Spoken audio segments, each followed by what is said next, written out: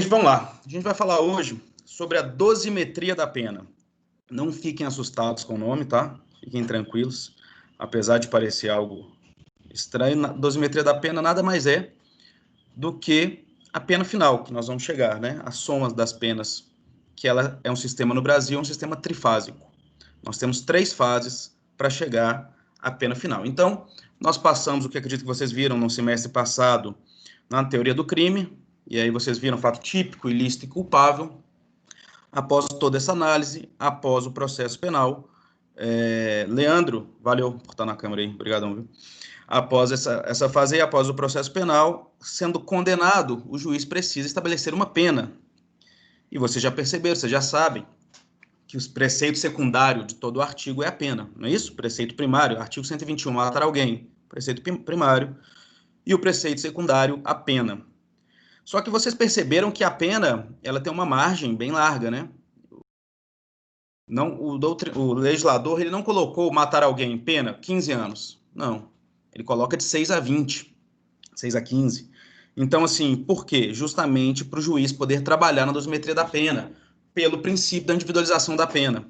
Então, se o Antônio e o Carlos, estou pegando os nomes que estão aqui, tá, gente? Se o Antônio e o Carlos cometem um homicídio contra o Leandro, no mesmo dia, né, o mesmo homicídio, contra o Leandro, os dois não vão receber a mesma pena, porque a pena é individual, mesmo tendo cometido o mesmo crime. Os dois vão responder por homicídio, mas a gente tem que analisar se um dos dois é reincidente, se um dos dois é menor de 21 anos, entende? Então, são vários fatores que mudam a pena para duas pessoas, mesmo que foram coautores em algum crime. Então, a pena é individual. Nós não temos uma pena já pré-estabelecida, não. Nós temos uma margem de pena para o juiz trabalhar. Então, a primeira coisa que a gente quer pegar é a pena base. Por quê? Porque depois, quando a gente for trabalhar nas majorantes, né, nos fatores de diminuição de pena, majorantes, nós vamos trabalhar com fração. Se você veio fazer direito para fugir da matemática, sinto te dizer que esse semestre não ficou bom, porque esse semestre vai mexer um pouquinho com matemática. Mas é coisa simples, fica tranquilo. Então, a gente vai mexer com fração depois. Por isso que a gente precisa de uma pena base. Como assim? Nós vamos pegar ali um aumento de pena de 1/6. Fala assim, aumenta-se a pena em 1/6. Só que se a gente ainda não tem uma pena base, a gente vai ter assim de 6 a 15 anos como homicídio. Como a gente vai saber? A gente vai aumentar 1/6 de quê? Então, a primeira coisa que o juiz tem que fazer é fixar uma pena base. E essa pena base, ela tem que ser um valor exato, né? Esse de 6 a 15 anos, o juiz vai falar, não, a pena base de 10 anos. E a partir desses 10 anos, ele vai começar a fazer, né, esses aumentos ou reduções de pena, conforme a gente vai vendo aqui hoje. É uma matéria ampla, para mim, uma das mais interessantes do semestre, vocês ficarem bem atentos, que, ao mesmo tempo, ela é simples, tá? Bem simples, mas ela é ampla. Provavelmente a gente não consegue acabar hoje esse sistema trifásico, até porque a aula hoje a gente vai mais tentar ver que pé que vocês estão aí, vão ser uma aula mais tranquila, a gente deve acabar até um pouco mais cedo, mas sem preocupações. Vamos lá.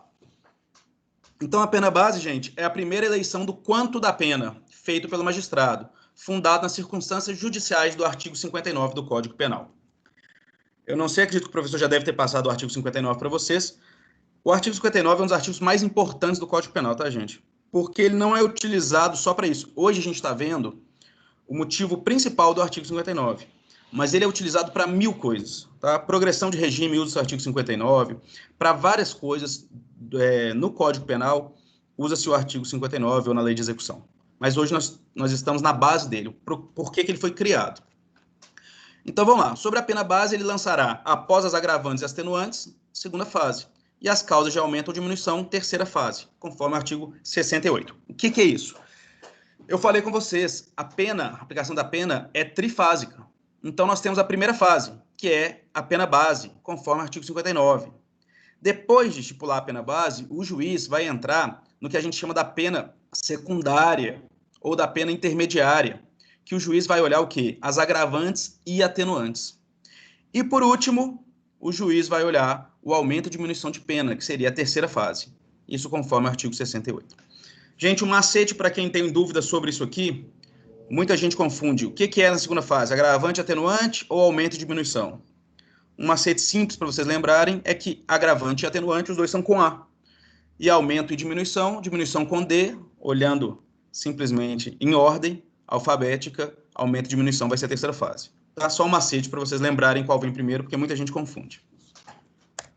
Então vamos lá. Falei do artigo 68 do Código Penal. Quem tiver com código aí, pode dar uma olhada. A pena base será fixada atendendo-se ao critério do artigo 59 desse Código. Em seguida, serão consideradas as circunstâncias atenuantes e agravantes. Por último, as causas de diminuição e de aumento. O artigo 68 fala exatamente o que a gente comentou aqui. Então, vamos lá. Primeira fase, a gente chama de circunstâncias judiciais do artigo 59.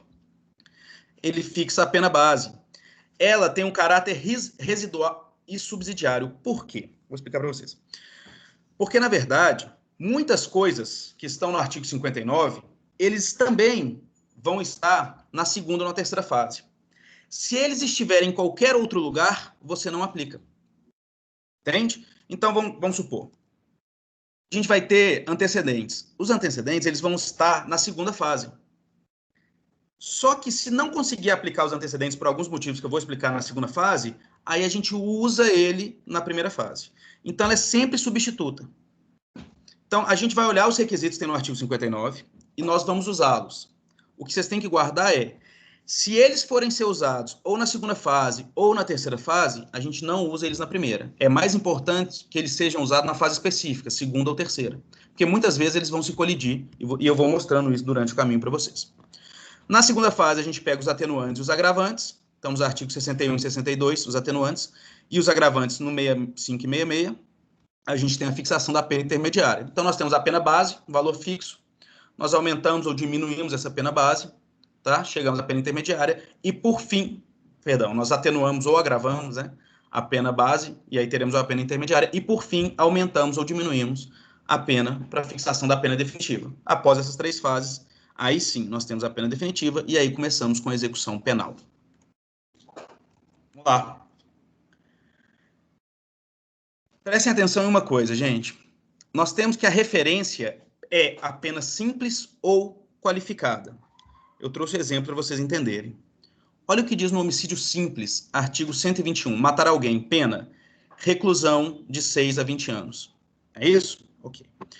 Agora, nós temos o homicídio qualificado. E ele diz o seguinte, mediante paga ou promessa de recompensa, ou por outro motivo torpe, motivo fútil, e vai dizer vários e vários incisos aí para o homicídio qualificado. Só que a pena muda, olha lá embaixo, reclusão de 12 a 30 anos. Então, vejam bem, como eu disse para vocês, é subsidiário o artigo 59. Onde o juiz vai fixar pena base? Ele vai olhar se foi homicídio qualificado ou homicídio simples. Então, isso acontece, gente, antes do que a gente está trabalhando aqui. Durante o processo, o juiz vai analisar se o homicídio cometido por essa pessoa foi simples ou se ele foi qualificado. É quase se fosse um novo artigo. Não é um novo artigo porque ainda é homicídio, ainda é o 121. Mas é quase como se fosse um novo crime. Então, se o juiz condenar no homicídio simples, aí ele só pode transitar entre 6 e 20 anos. Se o juiz condenar, se tiver motivo para isso, claro, provas para isso, e o juiz condenar no homicídio qualificado, aí o juiz, na pena base, ele pode transitar entre 12 e 30 anos. Deu para entender? Então, antes de olhar o 59, antes da gente começar a pena base, nós temos que olhar se existe pena qualificada. Então, essa qualificadora de pena, a gente olha no começo de tudo. Nós temos roubo, ok. Você não vai olhar a pena do roubo se é um roubo qualificado. Você vai olhar a pena do roubo qualificado para começar a trabalhar. Isso, gente, fica muito simples porque na sentença vai sair do que se trata, né? Vai sair lá o pessoa condenado a homicídio qualificado. Se ele foi condenado a homicídio qualificado, vocês sabem que vocês não vão tratar com uma pena de 6 a 20 anos. Vocês vão tratar com a pena de 12 a 30 anos. Ok? Então, sempre antes de olhar a pena base, a gente vai olhar se existe alguma qualificadora naquele crime. Se aquele réu que nós estamos olhando, ele está sendo acusado com alguma qualificadora ou não. Então, vamos direto lá, artigo 59. O que ele diz?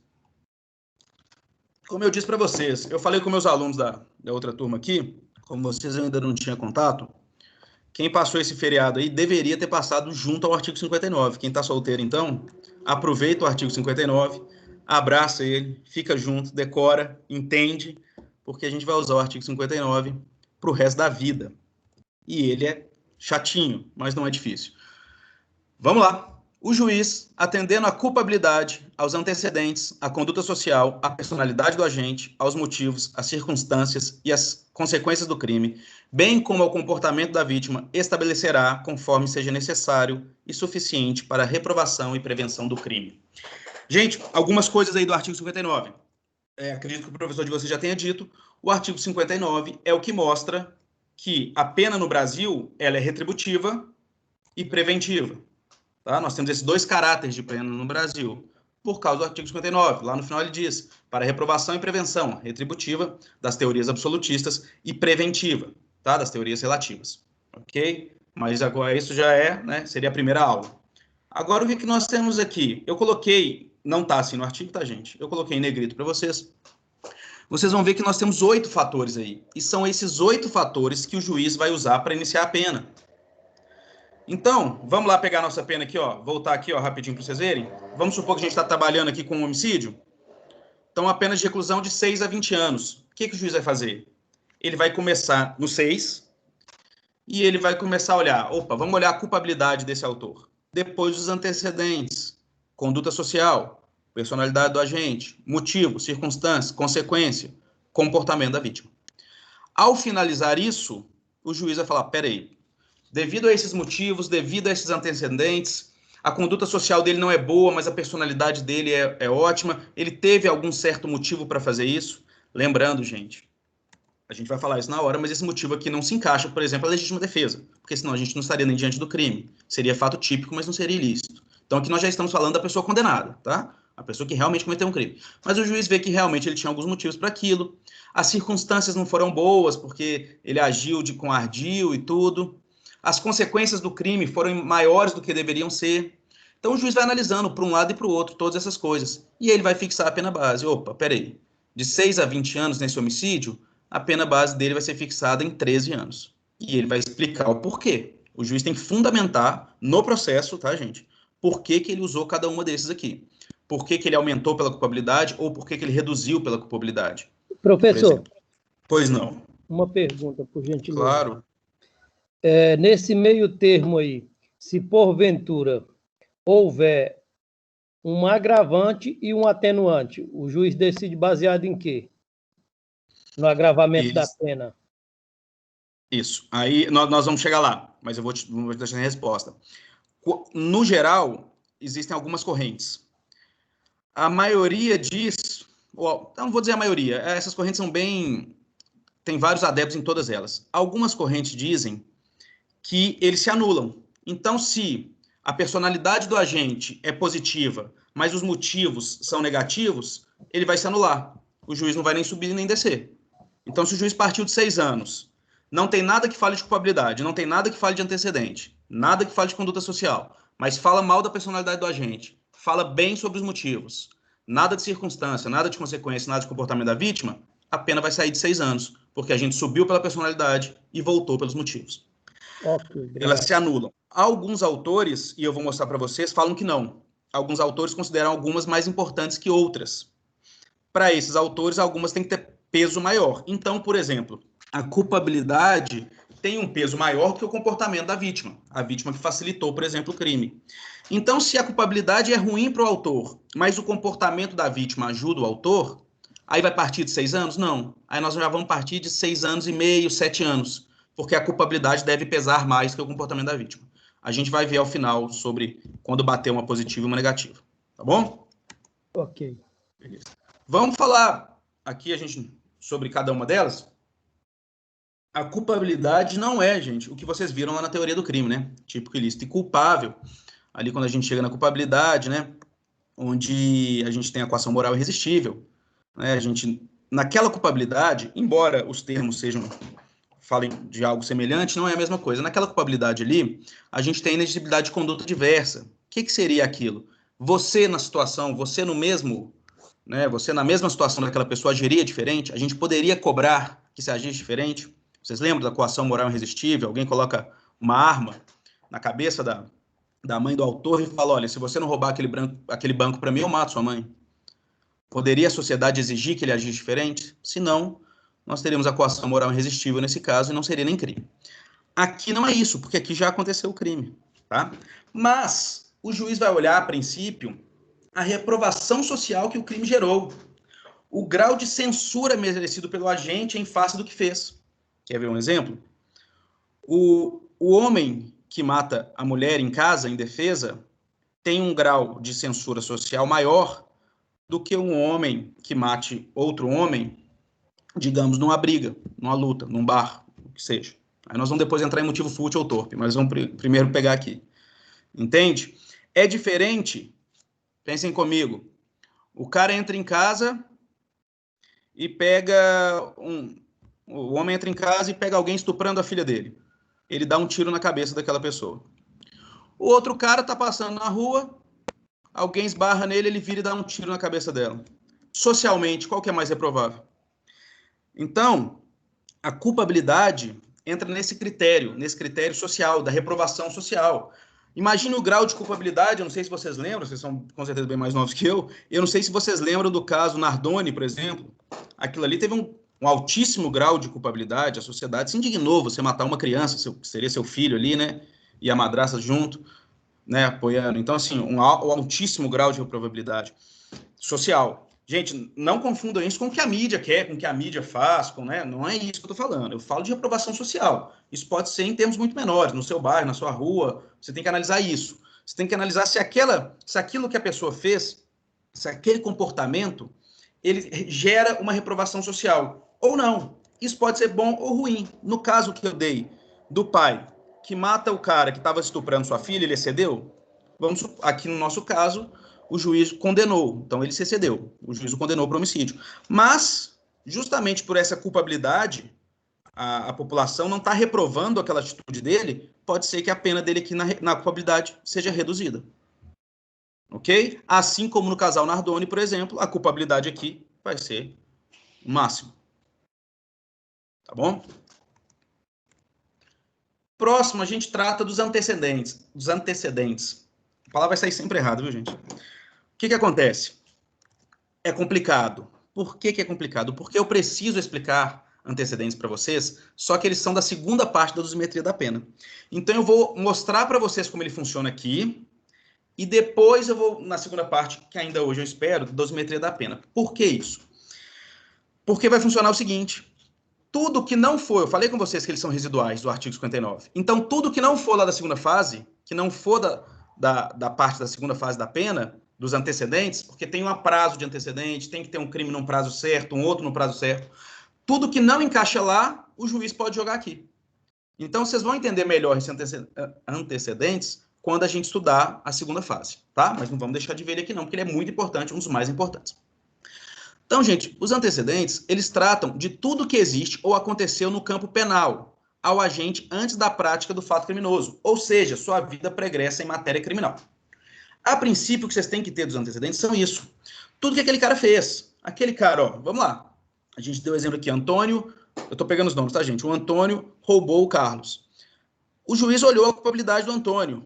Poxa, ele roubou o Carlos e tal. O juiz falou, não, que em caso de culpabilidade não foi algo tão reprovável assim. Claro, gente, todo crime é reprovável, tá? Entendam, a culpabilidade teria que ser algo mais reprovável que o normal. Homicídio é reprovável? É, mas matar uma criança, como a gente fala dos Nardones, é mais reprovável, é isso que eu tô querendo dizer. Então, o juiz olhou e falou, não, esse roubo aqui do Antônio em relação ao Carlos não tem culpabilidade para lá nem para cá, isso aqui eu vou deixar neutro. Mas nos antecedentes, a gente olha que o Carlos, ele comete vários e vários pequenos furtos, alguns roubos há muito tempo na vida dele. A folha criminal dele é extensa, né? Nós temos a FAC, que é a Folha de Antecedentes Criminais, e a CAC, que é a Certidão de Antecedentes Criminais. A FAC, que normalmente é a da polícia, que sai tudo, porque a CAC só sai o que ele é condenado, né? Ali, ou que tem processo. A FAC dele é extensa, todos os crimes que ele cometeu, tem tudo ali. O juiz analisa aquilo tudo e fala, não, pera, não pode ser assim. Ele tem maus antecedentes. E aí o juiz vai aumentar por causa disso. Vamos aos poucos, para a gente entender. Primeiro, o ECA não pode ser usado para antecedentes. Então, quando ele era menor, ele cometeu isso, isso, isso, aquilo. Não. Se foi quando ele era menor, agora não serve, tá? Pensão, também não. Tá? Pensão, atrás de pensão é prisão civil, não tem nada a ver com direito penal. Ok? É a única coisa civil hoje que gera prisão, mas não tem nada a ver com direito penal. Então, nós temos duas correntes sobre os antecedentes. O que eles dizem?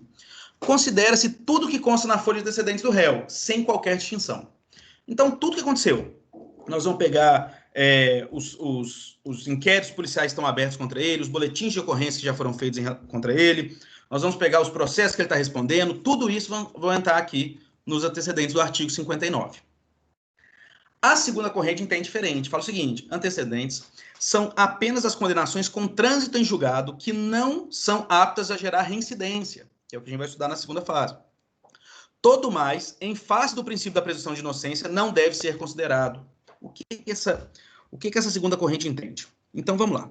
No exemplo que eu dei do Antônio e do Carlos, a gente pegou tudo que tinha em relação ao Carlos. Nós tínhamos um boletim de ocorrência, feito por um solicitante, falando que o Carlos entrou na casa dela para roubar. Nós tínhamos um inquérito, 3 inquéritos contra o Carlos, de roubo. Ele tem roubado, né, 3 pessoas. Nós tínhamos 2 processos contra o Carlos que ele está sendo acusado de roubo. Mas essa segunda corrente entende que isso não pode ser antecedentes. Por quê? Porque se existe a presunção de inocência, se existe, né, o clássico, todo mundo é inocente até que se prove o contrário, se ele tem um boletim de ocorrência, é só um boletim de ocorrência, nem começou a ser investigado. Qualquer um pode fazer um boletim de ocorrência contra outra pessoa. Se ele tem 3 inquéritos policiais, ainda está em fase de investigação, ele ainda não foi nem indiciado. Como que a gente vai saber se ele é inocente ou culpado? Teoricamente, se ele não foi condenado, ele é inocente. Se ele tem 4, 5 processos na justiça, ele ainda não foi julgado e condenado. Se ele não foi condenado, ele ainda é inocente. Até ele ser condenado, ele é inocente. Bom, são 2 correntes. Qual que eu uso, professor? Bom, a que vocês quiserem. Claro, a que vocês acharem mais correto. Para uma prova, exemplo, para uma prova de magistratura, vocês podem usar qualquer uma das 2 fundamentando. Para uma prova de defensoria pública, vocês vão usar, claro, que a segunda corrente. Para uma prova na promotoria do Ministério Público, pode ser que vocês tenham que usar a primeira corrente. Isso vai depender. Ah, professor, e para a sua prova? Para mim, a prova fundamentando qualquer uma das 2 que vocês usarem, tá super tranquilo, tá? Não tem problema nenhum. Ok? Mas eu vou dizer para vocês que a segunda corrente hoje é 99% mais aceita. Por quê? Porque o STJ entrou na brincadeira. E quando o STJ entrou na brincadeira, ele colocou a súmula 444. O que diz? É vedada a utilização de inquéritos policiais e ações penais em curso para agravar a pena base. Basicamente, se o STJ disse isso, ele disse que você não pode usar inquérito policial, nem que você pode usar processos penais em curso para agravar a pena base. Ele concordou com a segunda teoria. E mais, na súmula 241, ele diz: a reincidência penal não pode ser considerada como circunstância agravante e, simultaneamente, como circunstância judicial. Eu vou explicar isso para vocês. Suponhamos que a gente tem um fator de reincidência, que é na segunda fase da medição da pena. Tá? Se a gente usar ele lá, a gente não pode usar ele aqui, porque a gente já usou ele lá. Entende? Então, se nós temos realmente uma pessoa que é reincidente em um crime só, a gente tem que optar. Ou nós vamos usar ele na segunda fase, que a gente ainda vai falar, ou nós vamos usar ele aqui no 59, na primeira fase. E o ideal é usar na segunda, porque na segunda é mais técnico. Tá? Então, é isso que o STJ diz sobre isso. Só uma observação para vocês, pelo amor de Deus, meus alunos queridos, não falem isso. Quem é meu aluno não fala isso. Não existe bons antecedentes, tá? Pelo amor de Deus. Ah, eu já vi muito advogado falando, mas ele tem bons antecedentes e tal. Gente, presta atenção. Não existe bons antecedentes. Por quê? Todo mundo, como eu disse, todo mundo é inocente até que se prove o contrário. As coisas que te antecederam de forma positiva não estão no campo penal. Não estão sendo elencadas ou julgadas. O que você fez de positivo, não que seja mais sua obrigação, mas a gente não está trazendo isso para o campo de discussão, sabe? De antecedentes. Os antecedentes, eles só podem ser maus, só podem ser ruins. Então, não existe bons antecedentes. Ou existe antecedentes, ele tem antecedentes criminais, ou ele não tem antecedentes criminais. Tá? Ou pode dizer que ele tem maus antecedentes. Ok, mas não existe bons antecedentes. Porque a gente não cria antecedentes de coisas boas, porque não faz parte do direito penal. Se é coisa boa, o direito penal não precisou agir. Nós não somos a última ratio? Nós não somos a última esfera? Quando aqueles direitos inferiores lá, e muito piores que o nosso, como direito civil, direito administrativo, aquela galerinha lá que fica plantando a árvore lá, quando eles não conseguem resolver, traz o problema para a gente para resolver, não é? Então, sendo assim, eles que resolvam para lá, quando é algo que não vai se tratar de direito penal. Se você faz coisas boas, a gente não quer saber o seu antecedente de coisa boa. A gente está querendo saber aqui se você fez coisa ruim. E aí sim olhar os antecedentes. Ok? Passamos para a próxima ou tem pergunta? Vamos lá. Um de cada vez para não embolar, viu, gente? Fica perguntando todo mundo juntando. Ok, então, bora. Conduta social. Então já olhamos. É o terceiro ponto aí do artigo 59. Quem estiver olhando sempre o artigo 59 aí. A conduta social é o terceiro ponto. Gente, o que é isso? É o papel do réu na comunidade. No contexto da família, do trabalho, da escola, da vizinhança, etc. A gente pode ser aferido por prova testemunhal ou laudo de assistente ou psicólogo. Isso aí é um pedido do juiz. Rarissimamente acontece, mas o juiz pode pedir esse laudo, tá? De um assistente social, de um psicólogo, sobre a conduta social do réu. Tá? Então o juiz vai olhar assim, olha, peraí, como que é a conduta desse réu na sociedade? Como que ele é? Ele é um bom vizinho? Ele participa das coisas da comunidade? Ele é bom para a família dele? Ele tem trabalho? Ele não tem trabalho? Ele estuda? Não estuda? Eu vou dizer para vocês, agora na prática, isso é a teoria. Vamos falar na prática? Conduta social, 99% das vezes, só vai ser usado para benefício do réu. Por quê? Porque o promotor, ele não vai sair atrás da família do cara, ou de onde que ele mora. Pode ser usado só se for muito claro que, tipo assim, que ninguém gosta dele ali, ou que ele faz mal para toda a sociedade, como era no caso do bandido da luz vermelha, né, como exemplo, que a sociedade se juntou e amarrou e prendeu ele, matou ele, na verdade. Né? Então, assim, nesses casos, claro, né, se fosse julgar, a conduta social seria péssima. Mas, no geral, a conduta social serve o seguinte, para o advogado virar, chamar umas duas testemunhas e falar assim, como que ele era aí como vizinho? Aí o cara fala, não, ele era gente boa, tratava todo mundo bem, me ajudou a carregar a compra.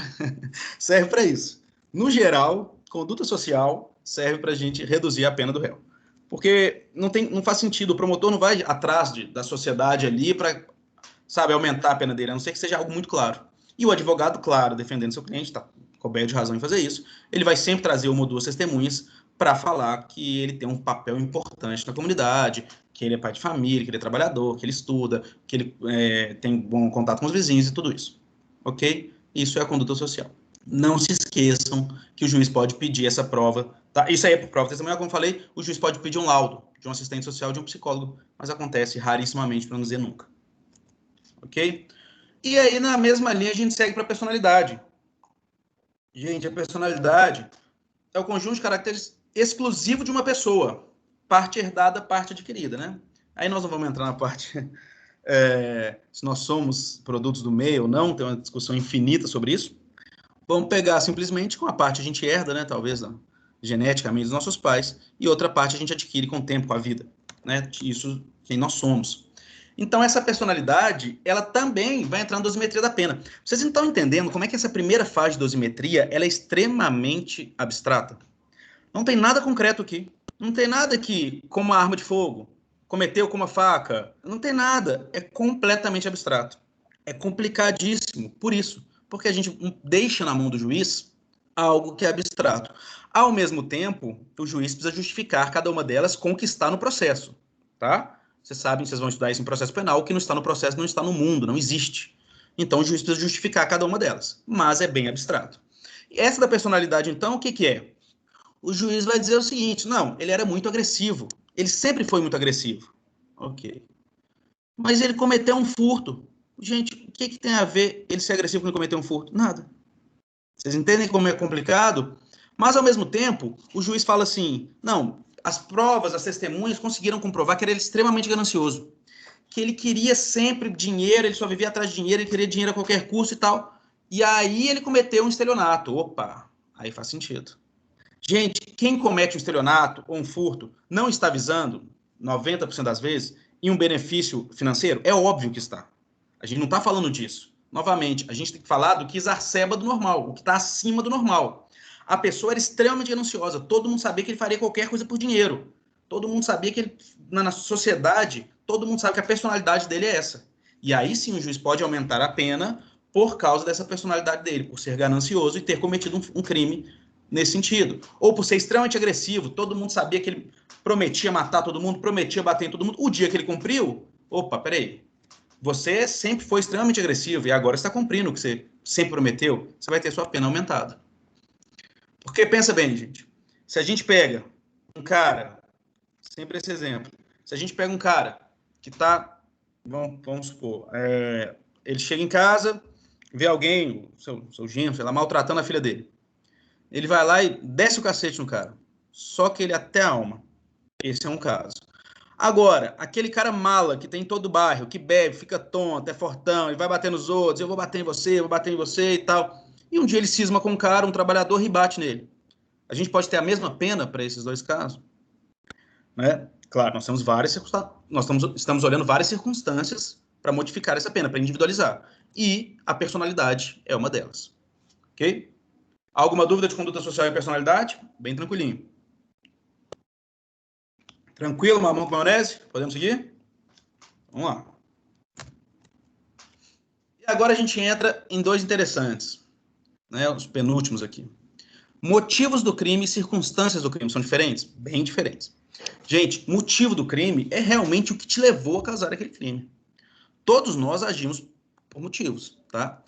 Esses motivos, se eles forem torpes, se eles forem vis, se eles forem, né, fúteis, eles vão agravar a pena. Ao mesmo tempo, gente, esses motivos podem ser motivos teoricamente positivos. Eu coloquei para vocês. Olha só, um homicídio pode ser praticado por perversidade ou por piedade, a eutanásia. O cara é médico, ele está lá com o paciente está morrendo de dor, ele está assim, não está aguentando de dor. Simplesmente o médico sabe que as ambulâncias todas ligam para ele e falam, teve um acidente aqui na estrada, não está passando ninguém, a gente não está conseguindo chegar, a gente não vai chegar, caiu uma pedra no meio do caminho. O médico sabe que aquela pessoa não vai resistir e sabe que ele vai ficar agonizando ali por 45 minutos até morrer. O médico vai, né, e faz esse procedimento da eutanásia, que é matar a pessoa de forma indolor. Gente, ele cometeu o crime de homicídio, nós não vamos discutir essa parte aqui. Mas ele teve motivos? Sim. Ele vai deixar de ser condenado? Ele vai deixar de ser homicida? Não. A gente já passou disso. Já olhamos a teoria do crime. Fato típico, ilícito e culpável. Mas, aqui nos motivos do crime, ele teve motivos para cometer esse crime. Assim como o exemplo que eu dei do pai que chega em casa e vê alguém estuprando sua filha. E ele mata aquela pessoa. Se o juiz entender que ele exagerou e tudo, motivos para o crime? Teve.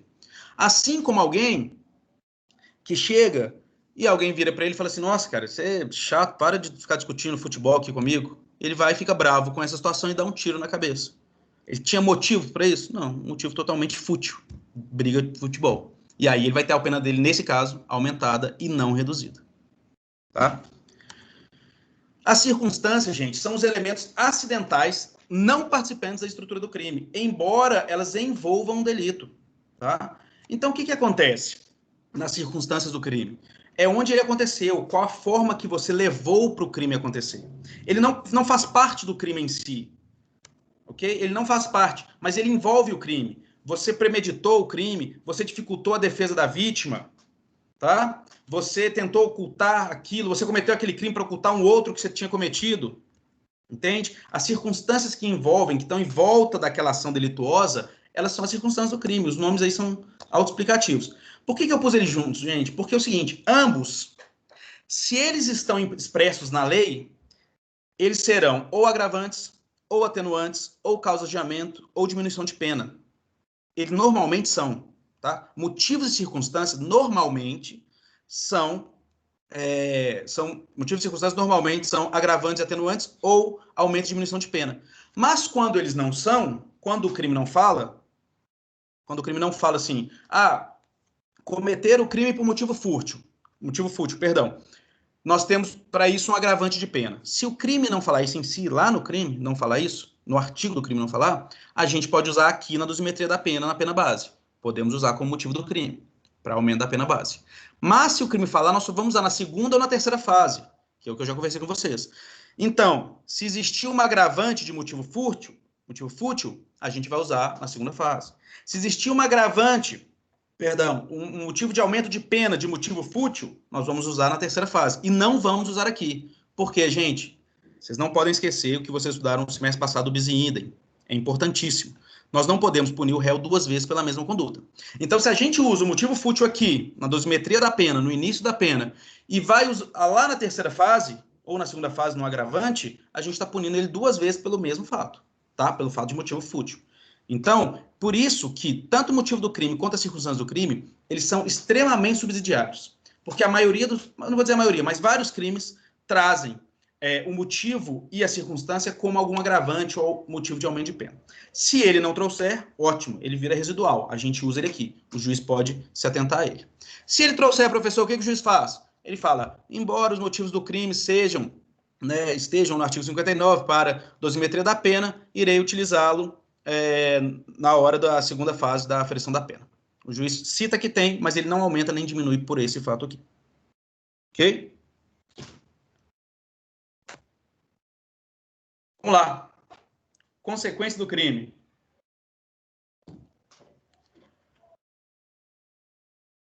Gente, constituem o mal causado pelo crime, transcendendo o resultado típico. Qual que é o resultado de um homicídio, gente? A morte, né? A morte pode ser usada como consequência do crime? Claro que não. Porque o que se espera de um homicídio é a morte. Senão a gente teria um aumento de pena em todos os crimes. Furto, 155, subtrair coisa alheia móvel para si ou para outrem. A subtração da coisa alheia móvel é a consequência aqui do crime? Claro que não. O que se espera num furto é a subtração da coisa alheia móvel. Só que, olha, eu coloquei para vocês uns exemplos complicados.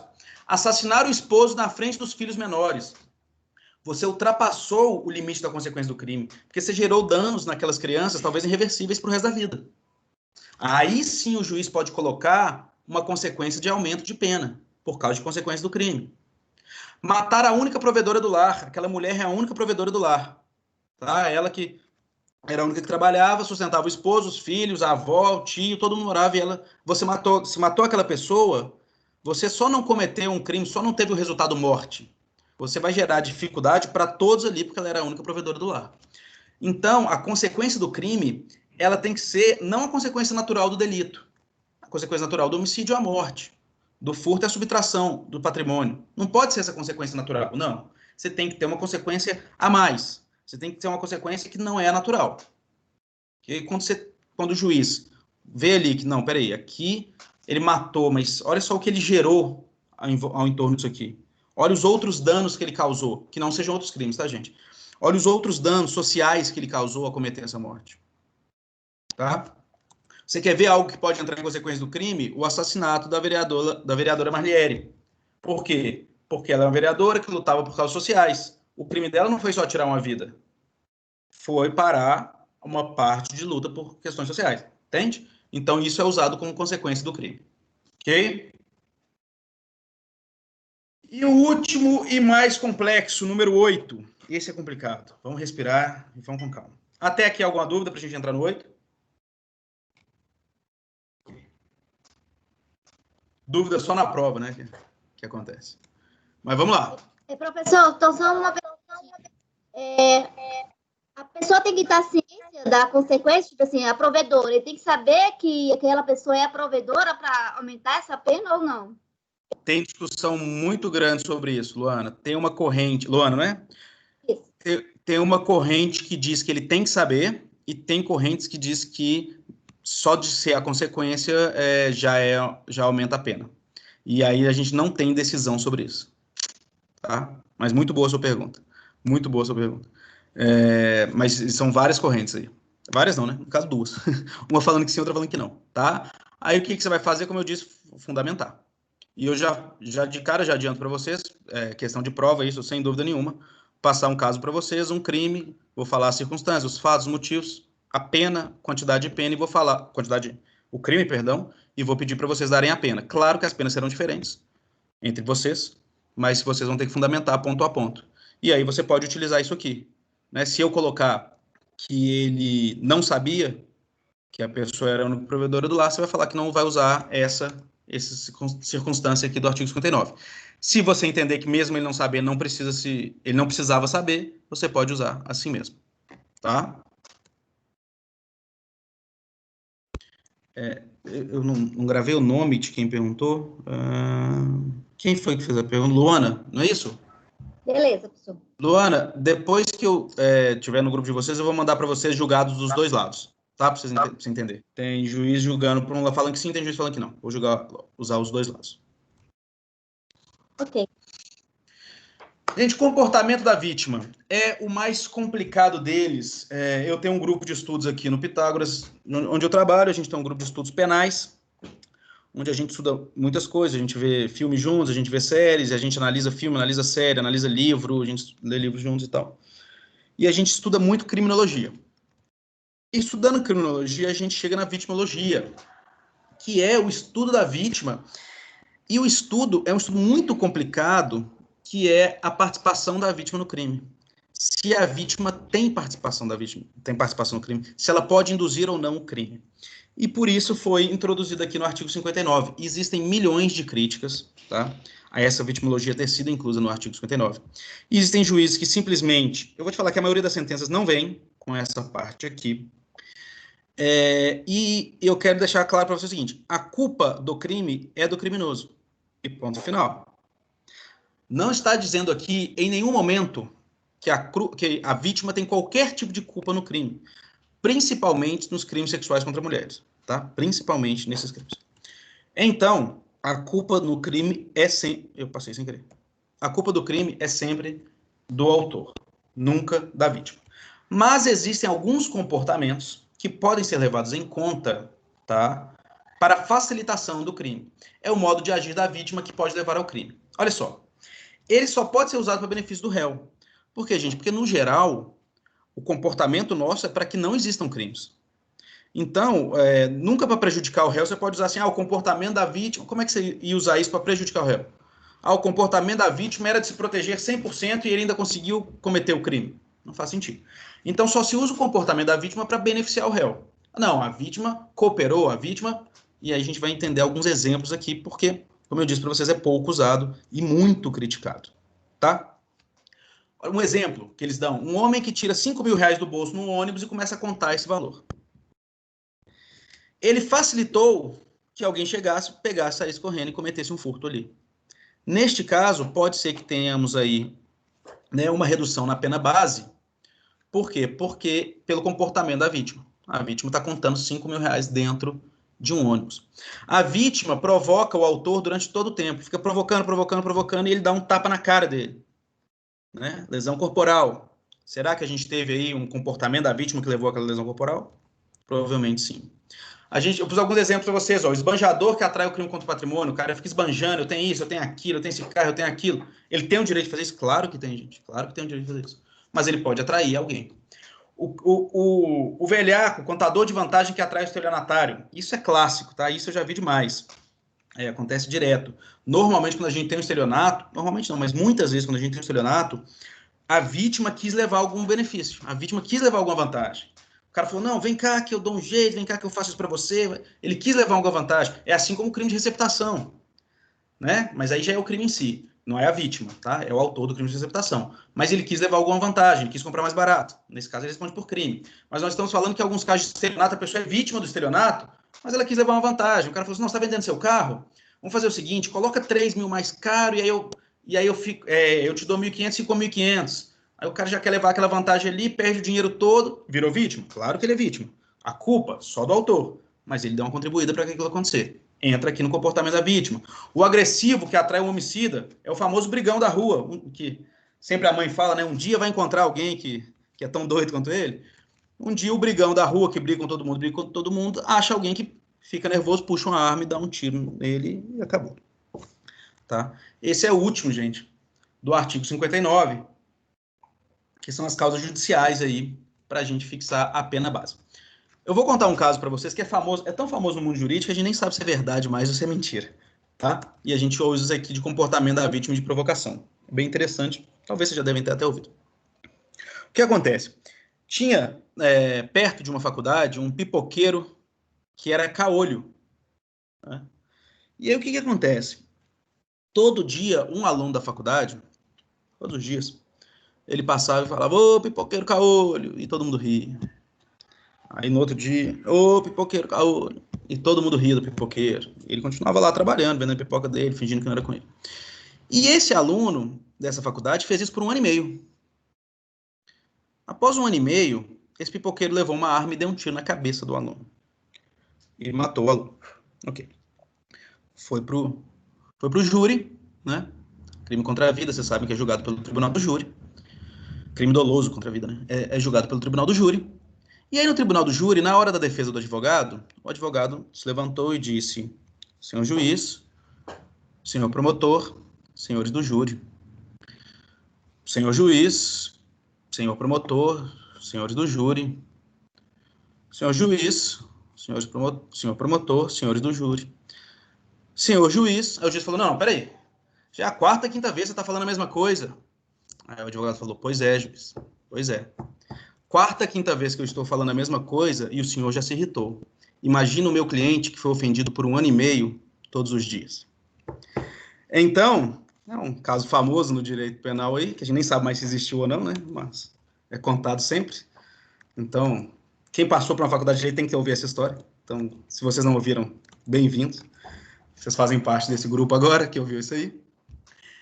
E aí a gente tem um comportamento da vítima, né? Será que o comportamento, nesse caso, esse exemplo que eu dei, a gente poderia falar até de absorção da vítima. A gente vai entrar coação, nesses fatos de coabilidade, essas coisas mais. Mas suponhamos que aqui não, aqui a gente já teve o crime, e tendo o crime, o comportamento da vítima pode ser um fator de redução de pena do autor, nunca de aumento de pena nesse caso. Aqui, gente, nós temos o informativo 563, né, no habeas corpus do STF, que ele explica que o ideal seria... Vamos lá, vamos entender agora. Porque, a princípio, ok, professor, nós temos 8 fatores aí, né, fatores judiciais do artigo 59 para a gente pegar a pena base. E agora, o que eu faço com isso? Boa pergunta. Boa pergunta.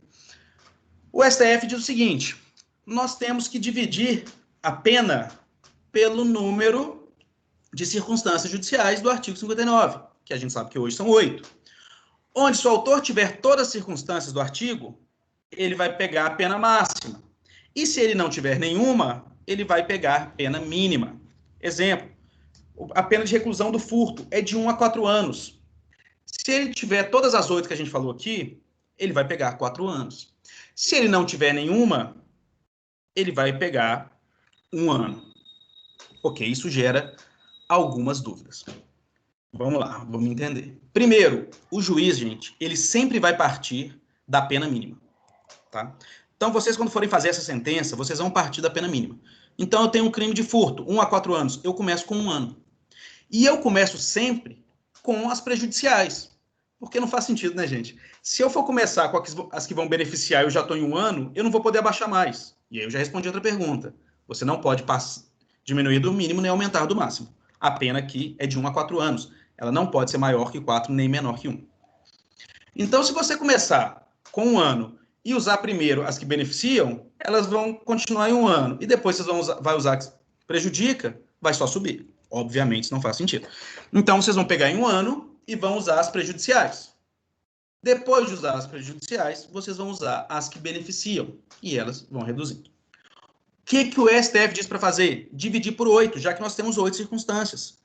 Então, o que seria aí? Essa pena de 4 anos, a gente divide por 8. Cada circunstância que a gente diz seriam 6 meses, não é isso? Se a gente dividir aí 4 por 8, vai dar metade de 1 ano, 6 meses. Então, cada circunstância seria 6 meses. Então, se cometeu o furto e a gente vai olhar a culpabilidade, negativo para ele. Opa, então a gente já sai de 1 ano e 6 meses. Ah, ok, os antecedentes não são bons para ele. Então, nós vamos sair já 2 anos. E assim vai. Se tiver todos, 4 anos. Depois nós vamos reduzindo também dos que são positivos para ele. E chegamos assim à pena base. Olha, o furto tem pena de reclusão de 1 a 4 anos. O João aqui, que é o que está sendo julgado pela individualização da pena, a pena base dele, onde a gente vai mexer agora, é de 3 anos. E assim a gente começa a trabalhar na pena dele. Nós descobrimos a pena base. Isso é o que a STF diz, gente. Só que o juiz não é obrigado a dizer porque não está na lei, né? E não é súmula vinculante do STF. Alguém entrou com habeas corpus, porque provavelmente o juiz deve ter dado mais ou menos do que deveria, e o STF disse, olha, a gente aconselha a dividir a pena pelo número de circunstâncias, que hoje são 8, e depois ir subindo, porque aí você sobe todas de forma igual. E aí responde a pergunta, eu não lembro de quem, me perdoe, se você tiver uma positiva ou uma negativa, então está considerando todas iguais. Ok? Ok. O juiz não está adstrito a isso. Ele pode decidir como ele quiser. E eu vou te falar que a maioria, pelo que eu vejo, costuma subir 1/6 ou descer 1/6 da pena, independente do crime. Então, o que o juiz costuma fazer? Ele já tem um cálculozinho dele lá de 1/6, ele pega a pena, divide ali, faz a pena por 1/6, divide por 6, e aí cada uma ele vai subindo 1/6, cada motivo negativo ele sobe 1/6, cada motivo positivo ele desce 1/6. A maioria dos juízes fazem assim. Professor, qual que eu vou usar? Aqui você quiser. Fundamentado, aqui você quiser. Tá? Fiquem tranquilos quanto a isso. Só que a gente tem o Nutt, que é um bom doutrinador, eu até indico os livros do Nutt, indico Sanches, né? Indico bastante. O Greco é muito fácil, né? Muito simples de entender. Você está com uma dúvida, você vai no Greco, você entende, mas ultimamente, por questões políticas, infelizmente, ele tem algumas áreas que ele está bem minoritário, sabe? Algumas decisões dele ficaram bem minoritárias porque ele envolveu com política e é uma pena. E o Bittencourt, para mim, o melhor deles, mas é extremamente técnico, então às vezes é até complicado de a gente estudar. Mas vamos lá, pelo Nutt, que é um ótimo doutrinador, ele fez, tá, gente, da cabeça dele e tal, da cabeça dele não, gente, com muitos estudos e tal, e muitos juízes seguem isso, ele colocou pesos atribuídos às circunstâncias aos elementos, perdão, do artigo 59. Olha só, ele diz que a personalidade do agente vai ter peso 2, os antecedentes, peso 2, motivo, peso 2, conduta social, peso 1, circunstâncias do crime, peso 1, consequência do crime, peso 1, e comportamento da vítima, peso 1. Deu para entender aí? Eu coloquei cada um numa cor para vocês entenderem, para não ficar embolando um com o outro. Tá? Então, são da mesma cor. Então, para o Nutt, tá? É uma ideia que ele está dando para o juiz. Muitos juízes seguem isso aqui, não tem obrigação nenhuma de seguir, porque na lei não fala como que o juiz tem que fazer. Tá? Muitos juízes põem o mesmo peso para todas elas. Pelo STF falou, deveria pôr o mesmo peso, não é? Se ele falou que é para dividir por 8, então se ele vai subir ou descer, vai dar no mesmo.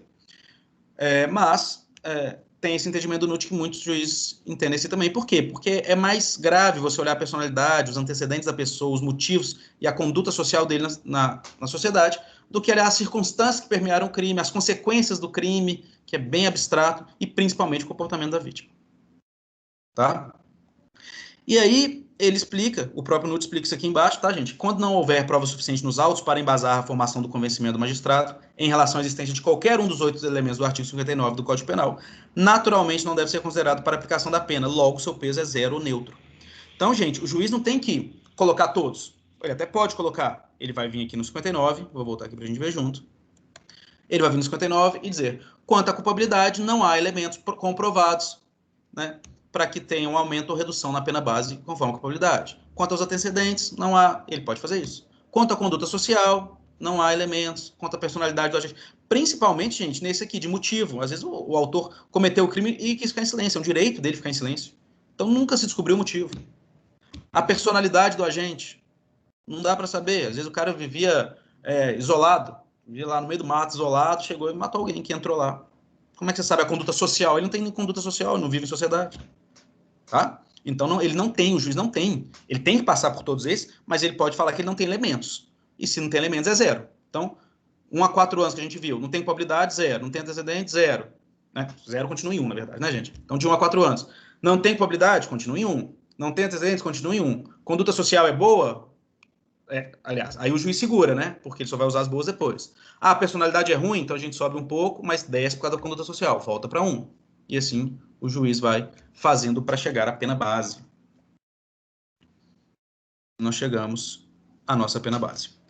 Alguma dúvida do artigo 59? Primeiro fator de dosimetria da pena. Um de cada vez, gente. Sem falar todo mundo junto, por favor. Tranquilo, professor. Ótimo. Vocês costumam fazer intervalo ou seguimos direto e acabamos um pouco mais cedo? O que vocês preferem? Os dois, vai da turma aí. Os dois? Não, os dois não tem como, não. É um ou outro. Um ou outro. Ou seguimos direto e acabamos mais cedo ou paramos um pouco para o intervalo? O que vocês preferem? O pessoal aqui costuma ir direto porque está em casa mesmo, você levanta, pega sua água, pega alguma coisa aí e continua. Mas vocês que sabem, por mim, vocês me dizem. Por mim também pode ser direto. Por mim, direto. Vamos embora. Segue direto. Direto. A gente consegue acabar cedo que essa matéria, como eu falei para vocês, ela é muito fácil, mas ela é extensa. Então hoje a gente consegue matar a maior parte dela. Vai ficar bom. Vamos para a segunda fase, gente. Passando a primeira fase, a gente tem uma pena estipulada, né? A gente olhou aqui, ó, nesse crime de furto nosso, a gente tem que ter que aquele autor, pelo artigo 59, aplicando alguns elementos do artigo 59 que vão diminuir, reduzir ou aumentar a pena base dele, nós chegamos que a pena dele é aqui de 2 anos. Nesse caso de furto nosso específico, 2 anos, por exemplo. Tá? Pode ser infração, tá, gente? 2 anos e 5 meses, 2 anos e 4 meses, não tem problema. Tá? Chegamos a essa pena aqui base de 2 anos.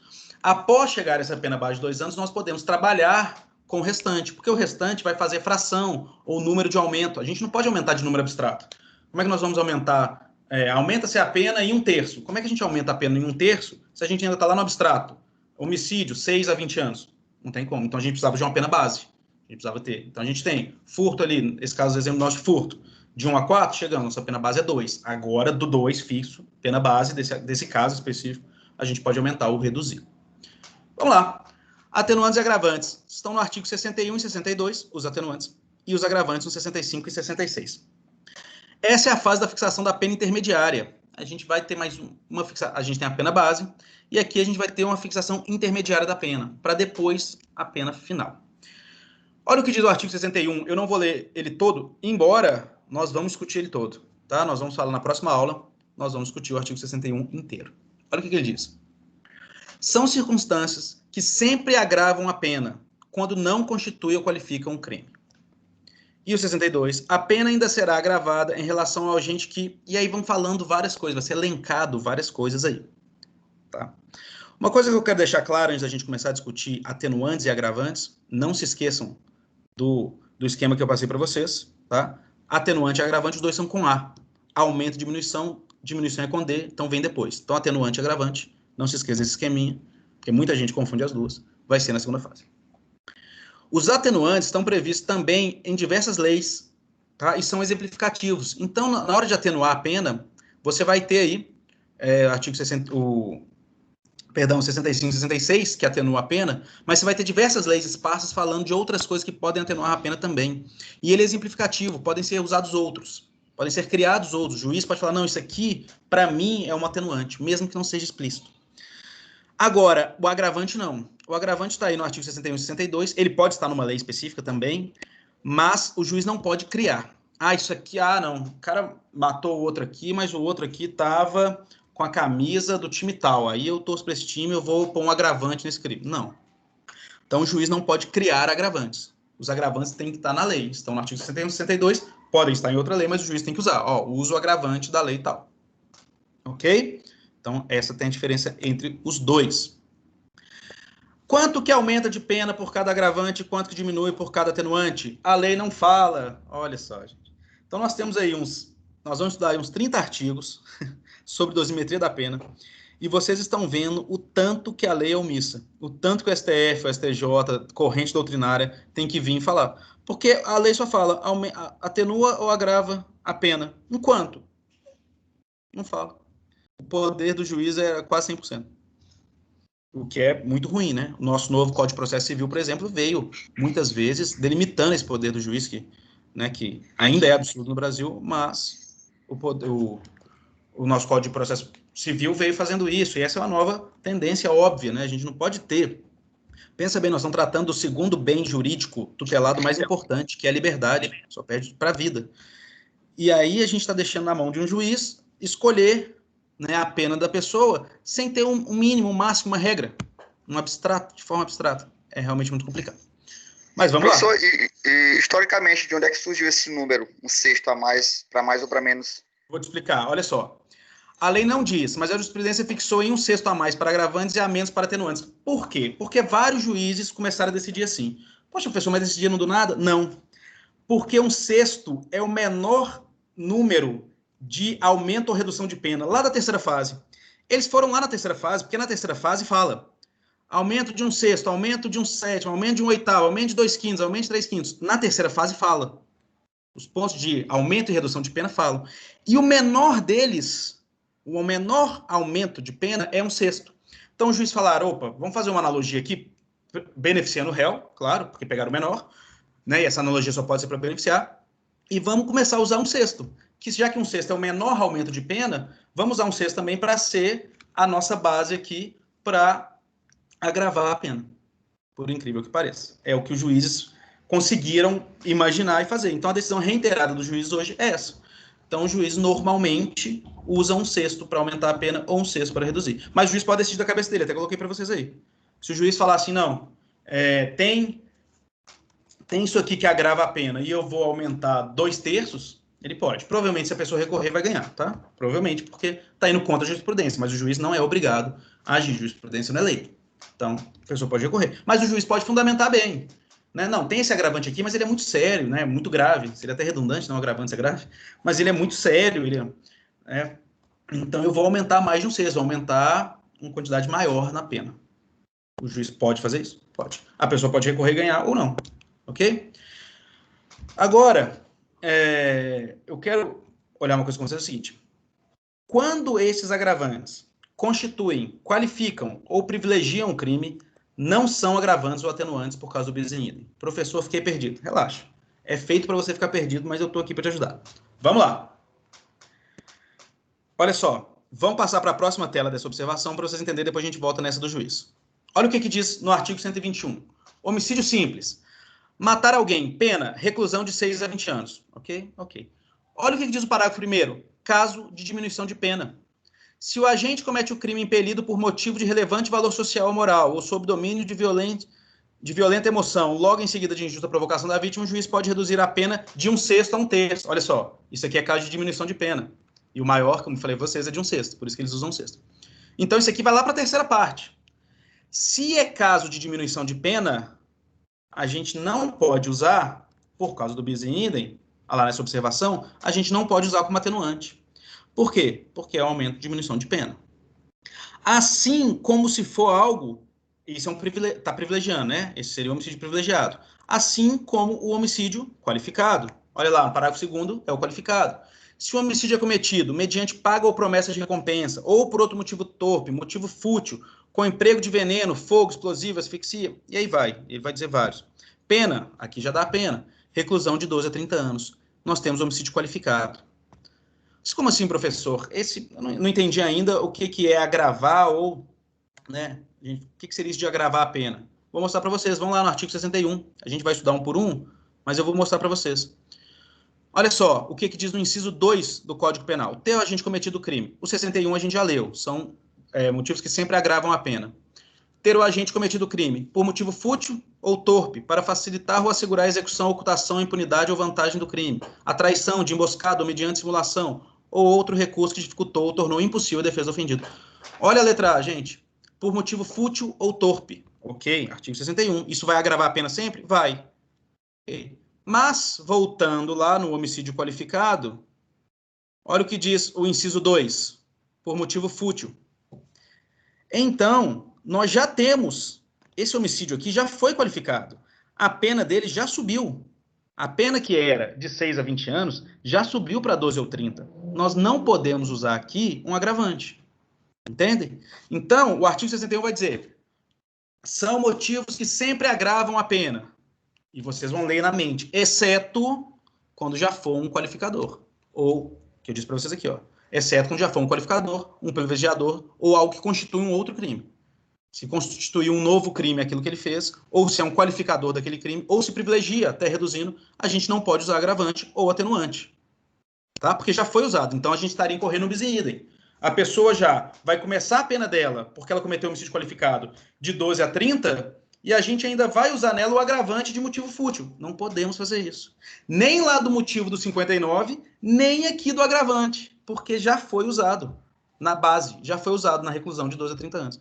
Lá do 59, motivo fútil, a gente pode usar? Não, porque é homicídio qualificado. Aqui do 61, motivo fútil, a gente pode usar? Não, porque já foi utilizado no homicídio qualificado. Deu para entender isso, gente? A gente só vai usar se o código já não criou aquele instituto. Aí a gente pode usar. Se o código já criou o instituto, a gente não pode usar. Assim também funciona para o bem. Olha o que diz o artigo 65, inciso 3º, que vão ser coisas que sempre atenuam a pena. Ter o agente cometido o crime por motivo de relevante valor social ou moral. Nós vamos atenuar a pena dele? Não. Por quê, gente? Porque olha só o parágrafo 1º do artigo 121, que é o homicídio. Caso de diminuição de pena. Se o agente comete o crime impelido por motivo de relevante valor social ou moral, e aí tem outros motivos, o juiz pode reduzir a pena de 1/6 a 1/3. Leiam esse pode como deve, tá? De 1/6 a 1/3. Então, o juiz não vai usar isso aqui no motivo, nesse crime nosso, que foi um relevante valor social, né? A pessoa estava cometendo vários e vários crimes na sociedade, o cara vai lá e matou ele, como aconteceu com o bandido da luz vermelha, que eu dei o exemplo. O juiz não pode aqui falar assim, ok, eu não vou reduzir a pena dele de 1/6 a 1/3. Não, ele cai no parágrafo 1º do 121, caso de diminuição de pena. Então, a pena dele já não é de início. Nós não vamos começar a pena desse cara com a reclusão de 6 a 20 anos. O juiz, já de cara, ele tem que, antes de começar a pena base, ele fala, opa, peraí, eu vou reduzir 1/3 a pena base dele. Reclusão de 6 a 20, eu já vou reduzir 1/3. Então, você faz o cálculo e agora que você vai começar a ter a pena base, artigo 59. Só que você não vai poder usar, para beneficiar ele mais agora, o artigo 65, que a gente estudou. Cometido crime com motivo relevante de valor social ou moral? Não. Você não pode usar isso mais. Por quê? Porque já foi usado lá no corpo do crime.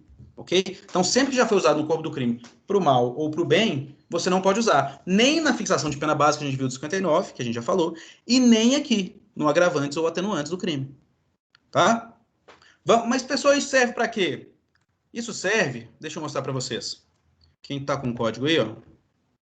Se você pegar o artigo 157, que é o roubo, subtrair coisa alheia móvel para si ou para outro mediante grave ameaça ou violência à pessoa, ou depois de havê-la de qualquer meio reduzida à impossibilidade de resistência, nós temos a reclusão de 4 a 10 anos.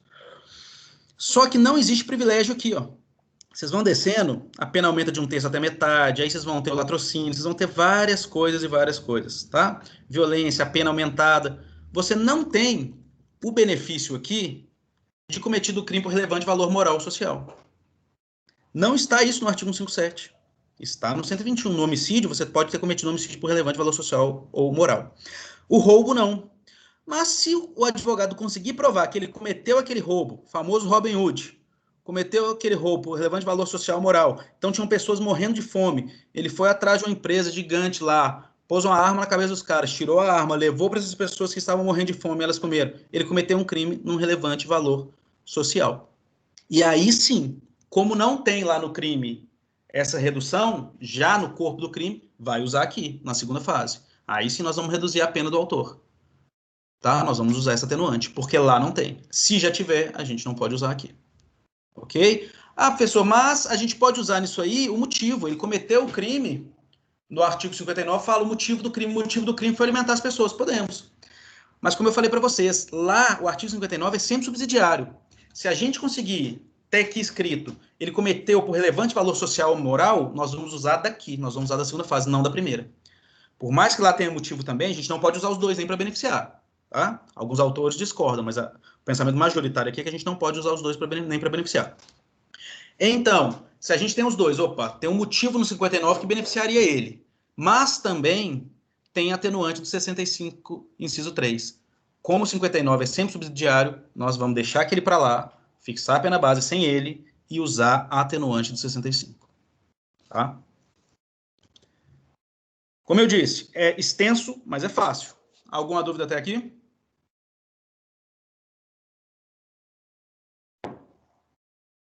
Não. Ok. Conflito entre agravante e atenuante. E aí?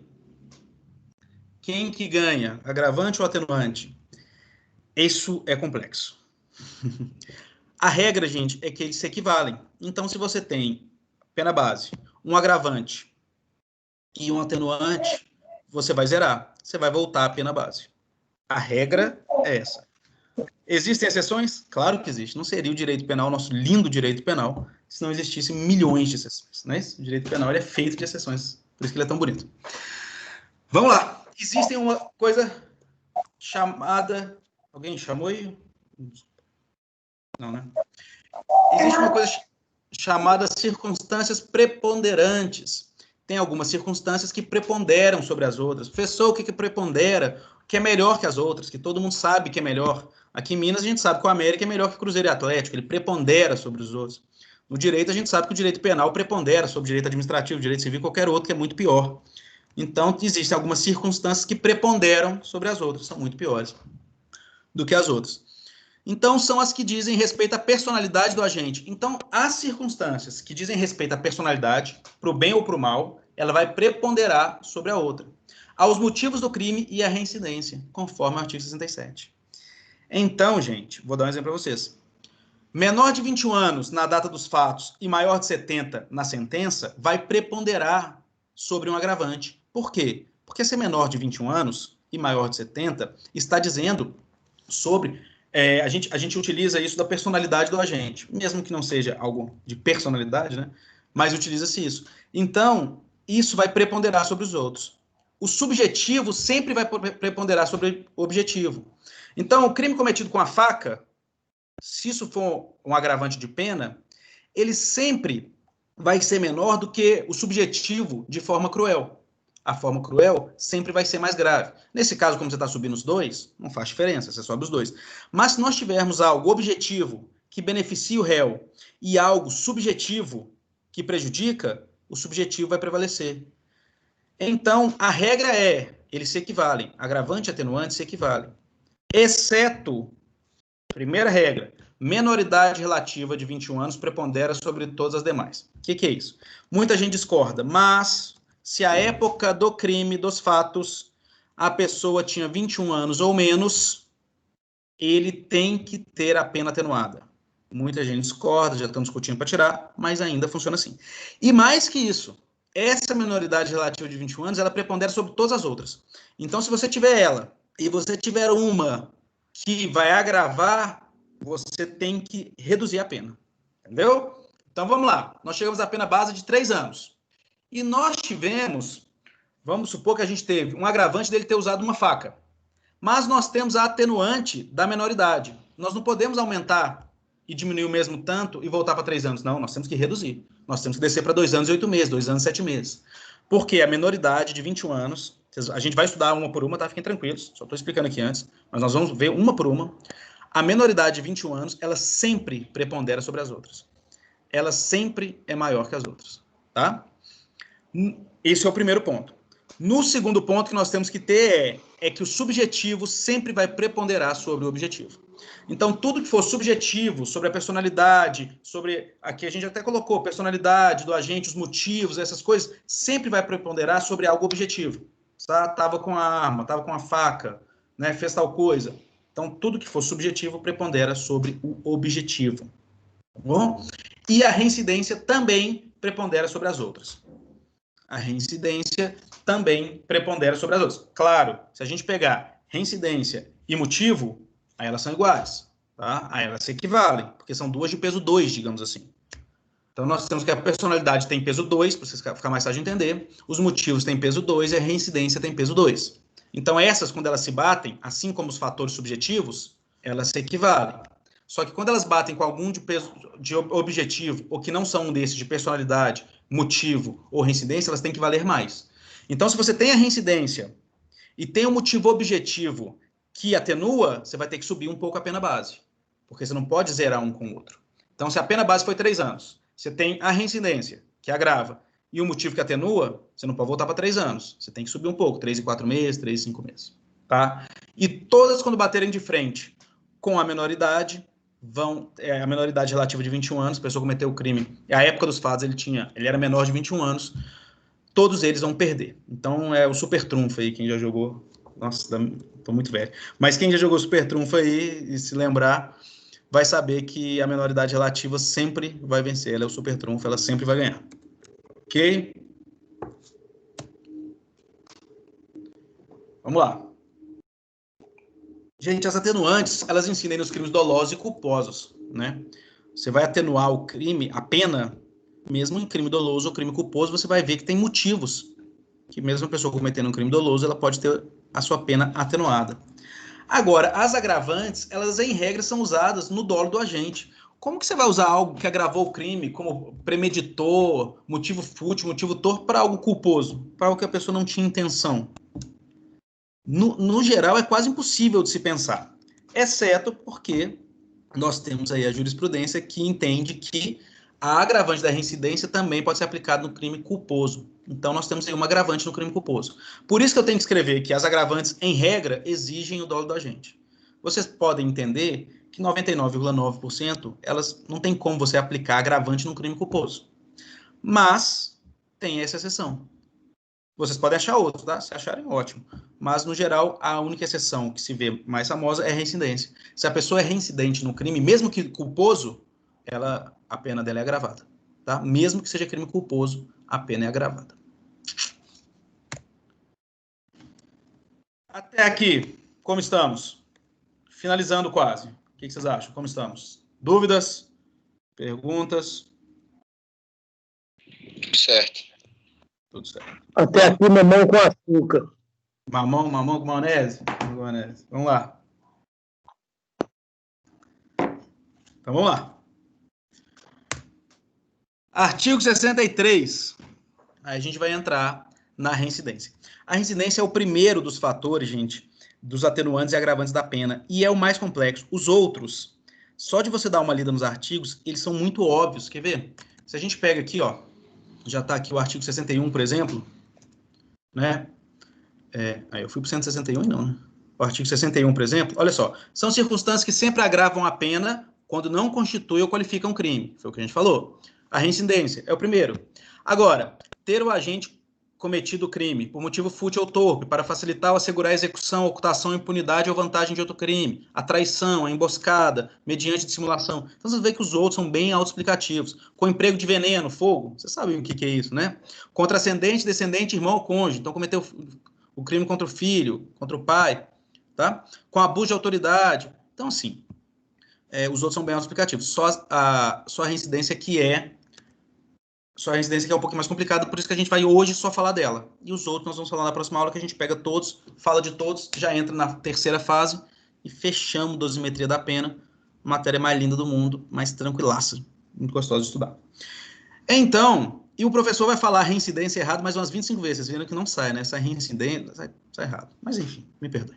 Artigo 63. Verifica-se a reincidência quando o agente comete novo crime, depois de transitar em julgado a sentença que no país ou no estrangeiro tenha condenado por crime anterior. Meu Deus, que bagunça. Que artigo mal redigido, para variar, né? Vamos lá. Eu não trouxe para esse computador, caramba, eu devia ter trazido isso para vocês. Eu não trouxe para esse computador aquele delimitador de tempo. Deixa eu ver se eu acho uma aqui. Vou tirar a tela de vocês um pouquinho, porque eu gosto de fazer em cima do slide, usar aquele quadro negro, sabe? Mas deixa eu ver se eu consigo passar para vocês aqui, ó. Vamos lá, vamos usar no... Eu sou um exímio desenhista, tá, gente? Vocês vão ver que é impressionante. Vocês vão ficar surpresos. Ó. Vê se vocês conseguem ver... Vê se vocês estão vendo aí, ó, a tela branca do Paint. Estão vendo? Ok. Ok, então beleza. Então vamos lá, o que esse artigo maluco aí quer dizer? Ele quer dizer o seguinte...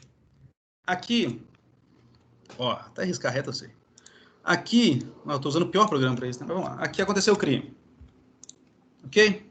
Beleza. Então, aqui nós temos a fase de julgamento. Aqui ele está sendo julgado. Esse marco é a sentença transitada em julgado. Eu sei que vocês já sabem isso, mas eu gosto de reforçar, né? Sentença transitada em julgado. Ficou STJ, hein? Não pode. Mais fácil. O que é sentença transitada em julgado? Gente, que não cabe recurso. Então, quando não tem mais recurso, não tem mais como recorrer, a gente tem a sentença transitada em julgado. Ah, não posso escrever em cima. Ok. Vocês vão entender. Ótimo. O que está dizendo esse artigo maravilhoso? Isso aqui, ó. Então, vamos lá. Aqui, sentença transitada em julgado. Aqui ele começou a cumprir pena. E aí tem uns trâmites depois da sentença transitada em julgado. Ficou um pouco longe, mas só por causa que a sentença ficou grande escrita ali. Normalmente é logo depois, né? O cara foi condenado a tantos anos. Logo depois, ele começa a cumprir a pena. Então, ele começa a cumprir a pena. Começa o cumprimento de pena. Eu vou falando porque vai ficar difícil entender o CCP, né? Vocês vão entender. E aqui, o que nós temos aqui? A extinção da pena pelo cumprimento. Aqui, ele excluiu a pena pelo cumprimento. Extinção de pena pelo cumprimento. Então, aqui, essa é uma palavra ruim, né? Até de ler é ruim isso. Mas, enfim, Aqui, a pena dele acabou. Aqui nós temos 5 anos. Não quer desenhar mais.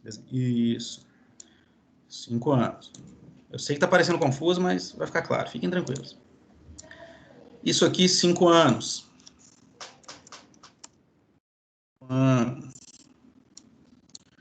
Ok. E aqui, o período para frente. Professor, não entendi nada. Que bagunça é essa desse desenho maluco? Vou explicar. A pessoa cometeu o crime aqui, nessa data. Tá? Onde está aqui o crime. Aqui ela teve a sentença transitada e julgado. Aqui ela começou a cumprir a pena. Aqui ela teve a extinção de pena. O que é isso? Ela cumpriu a pena inteira. Existem outros motivos que vocês vão estudar depois no processo penal. Aqui foi a extinção da pena dela. Quando que a pessoa extingue a pena? Quando ela cumpre a pena inteira.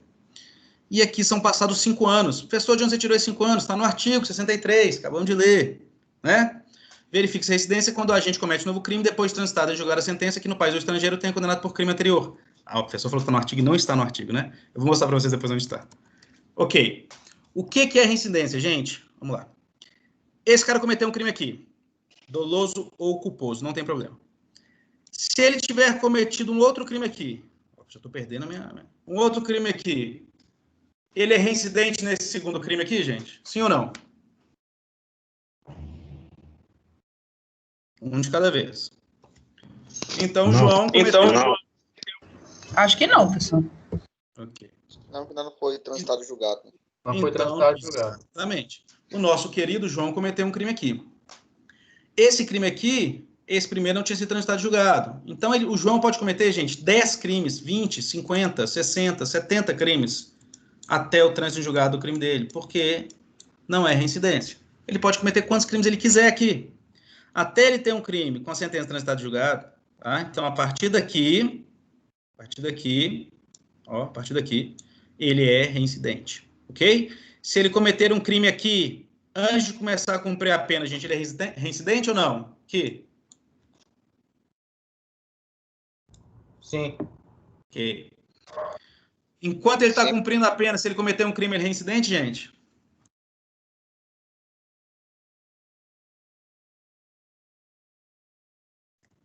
Sim. Tá? A doutrina chama, vocês não precisam preocupar com isso, mas essa, do tempo da sentença até o começo de cumprimento de pena, que costuma durar alguns dias só, tá, gente? A doutrina chama de reincidência ficta e aqui é reincidência real, que realmente é o tempo que ele não pode cometer crimes. Após a extinção da pena dele, ele cumpriu a pena, ele pegou 5 anos de cadeia e cumpriu 5 anos, a pena dele acabou, tá extinto, ok? Ok. Esse aqui, ó, esses 5 anos é um período residual da reincidência. É aqui que ele continua sendo reincidente. Após esses 5 anos, aqui, ó, ele pode cometer novos crimes que ele não é mais reincidente. Então, vamos de novo. Do crime até a sentença, ele pode cometer quantos crimes quiser. Ele não é reincidente. Aqui, nessa zona aqui, ele nunca vai ser reincidente. Daqui, da sentença até aqui, ó, até 5 anos, eu vou mostrar isso para vocês, tá? Até 5 anos após a extinção da pena. Então, esse período todo, da sentença transitada e julgado, do cumprimento da pena dele. Então, se ele cumpriu 20 anos, gente, isso aqui vai ser 25 anos. Então, da sentença transitada e julgado, cumprimento da pena dele, e depois de cumprida a pena, da extinção da pena, 5 anos, aí acaba a reincidência dele. A partir daqui, ele não é mais reincidente. Deu para entender mais ou menos como funciona? Estamos começando, vamos ver mais coisa. E alguma dúvida até aqui? Não, tranquilo. Tranquilo. Lembrando que nós vamos fazer uma discussão aqui, ó.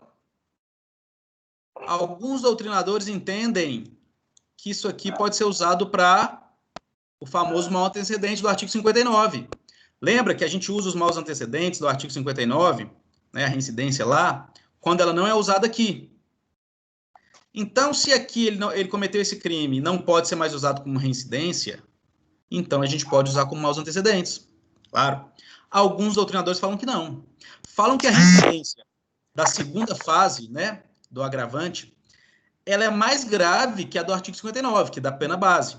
Se na que é mais grave a gente não usa mais depois de 5 anos, por que na menos grave nós vamos usar? Então, existem essas duas correntes. Nós vamos falar sobre elas também, fiquem tranquilos. Só explicando, porque já está aqui no desenho. Então, essa parte aqui, essa parte aqui, ó, nunca é reincidência. Para alguns doutrinadores, após 5 anos, qualquer crime aqui, para alguns doutrinadores pode ser maus antecedentes, né? A reincidência lá do artigo 59. Para outros, não. Se ela não serve para reincidência que é mais grave, não vai servir para maus antecedentes. Tá? Então, agora, vamos voltar para o nosso slide.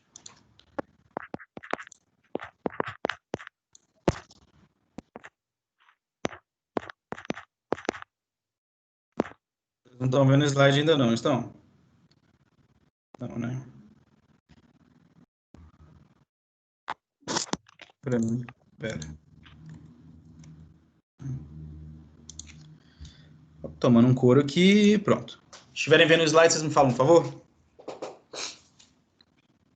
Ok. Ok, vamos lá. Então, verifica-se a reincidência quando o agente comete novo crime depois de transitado de julgar a sentença aqui, no país ou no estrangeiro, o tenha condenado por crime anterior. Então, vocês já tiveram aquela ideia ali, agora nós vamos ter outra. Mal redigido, mas vamos lá. Quando que é a reincidência, gente? Quando a gente comete novo crime. Então, o primeiro requisito, quem está anotando, quem quiser anotar, o primeiro requisito da reincidência, cometimento de novo crime, claro. Depois de quando? De transitado em julgado. Aqui a gente viu a sentença. Que no país ou no estrangeiro o tenha condenado por crime anterior. Então, se ele cometer um crime no Brasil ou no estrangeiro, e ele cometer um novo crime após o trânsito em julgado, no Brasil ou no estrangeiro, ele é reincidente. Tranquilo? É isso. Cometeu um crime novo após ter cometido outro que já tinha transitado em julgado, reincidente. No Brasil ou no estrangeiro. É o que diz o artigo 63. Até aqui, tranquilo. Só que o artigo 7 da nossa querida lei aí de contravenções penais deu uma embolada na gente. Porque ele esqueceu de um ponto. Eu juro que é verdade. Pode parecer que o pessoal está brincando. Professor, o legislador esqueceu? Poxa, com um congresso maravilhoso que a gente tem, pessoal de alto nível ali, tal, aquelas discussões embasadas, todo mundo, né? Alto nível no nosso Congresso Nacional, você vai me dizer que ele esqueceu? Pois é, por incrível que pareça, o Congresso deu uma vacilada. Não costuma fazer isso, mas deu uma vacilada. Olha só o que diz o artigo 7º da lei. E quem que eles prejudicam? O Brasil inteiro, mas principalmente vocês que estudam. Vamos lá. Verifica-se a reincidência quando a gente pratica uma contravenção depois de passada em julgado, é transitado em julgado, tá, gente? A sentença que o tenha condenado no Brasil ou no estrangeiro. Então, de novo, Brasil ou no estrangeiro. Por qualquer crime, ou no Brasil por motivo de contravenção. Meu Deus, que bagunça. Por quê? Por que vocês fizeram isso com a gente? Gente, lembrando, a lei é de 41, não vamos xingar os caras de agora, não que eles sejam bons, né? Mas a lei é de 41. 1941. Então vamos lá. Vamos tentar destrinchar isso aí com calma para a gente chegar numa tabela que vai funcionar bem. O que está dizendo aí? Estamos falando da contravenção penal. Nós temos infração penal que se divide em crime e contravenção penal. Vocês estudaram isso? Ok. Então, nós temos reincidência de contravenção? Temos. A lei disse, o artigo 7º da lei de contravenção disse.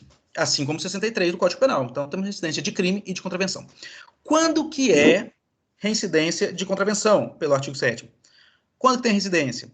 Quando o agente pratica uma contravenção, depois do trânsito de julgado que o tenha condenado no Brasil ou no estrangeiro por crime. Então, se ele cometeu um crime no Brasil ou no estrangeiro e praticou uma contravenção, ele é reincidente. Não é isso que você está dizendo? Verifica-se a reincidência quando o agente pratica uma contravenção depois do trânsito em julgado da sentença que o tenha condenado no Brasil ou no estrangeiro por qualquer crime. Então, crime. Então, cometeu uma contravenção depois de ter cometido o crime. Ou no Brasil, opa, ele tirou do estrangeiro, por motivo de contravenção. Então, nós já tiramos a primeira lição. Se for contravenção, não conta fora do Brasil. Não é isso que ele quis dizer? Ó, de passada em julgado a sentença que o tenha condenado no Brasil ou no estrangeiro por qualquer crime, ou no Brasil, por motivo de contravenção. Então, se ele cometeu a contravenção fora do Brasil, contravenção fora do Brasil nunca é usado para reincidência. Ok? Tá aí, tranquilo. Então, eu queria perguntar uma coisa para vocês. Se a pessoa comete um crime, ele é transitado em julgado esse crime, e a pessoa comete outro crime, temos reincidência, gente? Ah, meu Deus. Temos reincidência? Gente, pelo amor de Deus, vocês estão aí comigo? Caiu aí? O que está acontecendo? A pessoa cometeu um crime, transitou em julgado, cometeu outro crime. Temos reincidência? Com certeza. Com certeza. Ótimo. Agora, a pessoa cometeu uma contravenção penal no Brasil. Transitou em julgado. Ela cometeu outra contravenção penal. Temos reincidência? Por vias de regra, sim, né? Sim, artigo 7º. É isso mesmo. Fala aí. Sim. Por motivo de contravenção. Então, o cara lá, ó, se esquece o meio do artigo 7º, vamos lá só para o começo e fim. Verifica se a reincidência quando a gente pratica uma contravenção, depois de transitado em julgado, lá no finalzinho, ou no Brasil por motivo de contravenção. Então, uma segunda contravenção após a primeira com transitado em julgado. Tranquilo. Até aqui, tudo bem. Professor, eu quero fazer uma pergunta em cima desse questionamento aí. Claro. Por exemplo, se eu cometo uma contravenção 5 vezes no ano, eu consigo reincidir 5 vezes por ano. Qual é o tipo de... Existe uma penalidade duplicada? Porque, na verdade, nada condena, né? A contravenção... Não. A sua pergunta serve, Ronaldo, muito obrigado, para contravenção e para crime também. E eu vou explicar isso para vocês. Nós temos as múltiplas reincidências. E não pode ser aplicado. E eu vou explicar como que a gente pode fazer nesse caso, quando a gente tem mais de 2 reincidências. Tá? Tá bom. Beleza? Então, continuando perguntando para vocês, o Ronaldo já falou que crime, em outro crime ali, né? Cometeu um crime, transitou em julgado, cometeu outro crime, tem uma reincidência. Cometeu uma contravenção, e aí transitou em julgado, cometeu outra contravenção, temos uma reincidência. Gente, cometeu uma contravenção. Perdão, gente. Cometeu um crime, né? No Brasil ou fora. Depois, esse crime foi transitado e julgado e a pessoa cometeu uma contravenção penal. Temos reincidência, gente? Cometeu... Não. O artigo fala que tem. Verifica-se a reincidência quando a gente pratica uma contravenção depois de um trânsito em julgado de um crime. Aí o que o artigo fala é isso. Ó. Verifica-se a reincidência quando a gente pratica uma contravenção depois do trânsito em julgado de sentença condenatória por crime. Então, se uma contravenção, não, professor? Não, olha só o que fala. No Brasil ou no estrangeiro por qualquer crime. Ou no Brasil por motivo de contravenção. Então, se a pessoa praticou um crime, a gente tem que inverter o artigo, né? Que o artigo diz que o crime aí está transitado em julgado. Então, se a pessoa cometeu um crime, transitou em julgado, e depois ela pratica uma contravenção, a gente tem a reincidência. É isso que o artigo 7º está falando. Ele verifica essa reincidência quando a gente pratica uma contravenção depois de passar em julgado a sentença que eu tenho condenado no Brasil ou no estrangeiro por crime. Então, eu pratiquei a contravenção depois do trânsito julgado de um crime.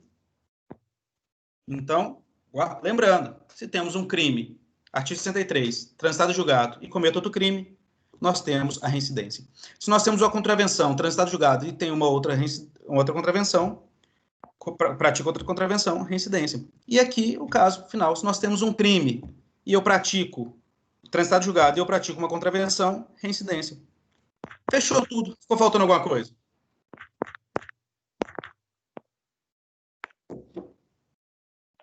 E ficou faltando alguma coisa? Crime. Pratiquei outro crime, reincidência. Contravenção, pratiquei outra contravenção, reincidência. Crime, pratiquei uma contravenção, reincidência. Faltou alguma coisa, gente?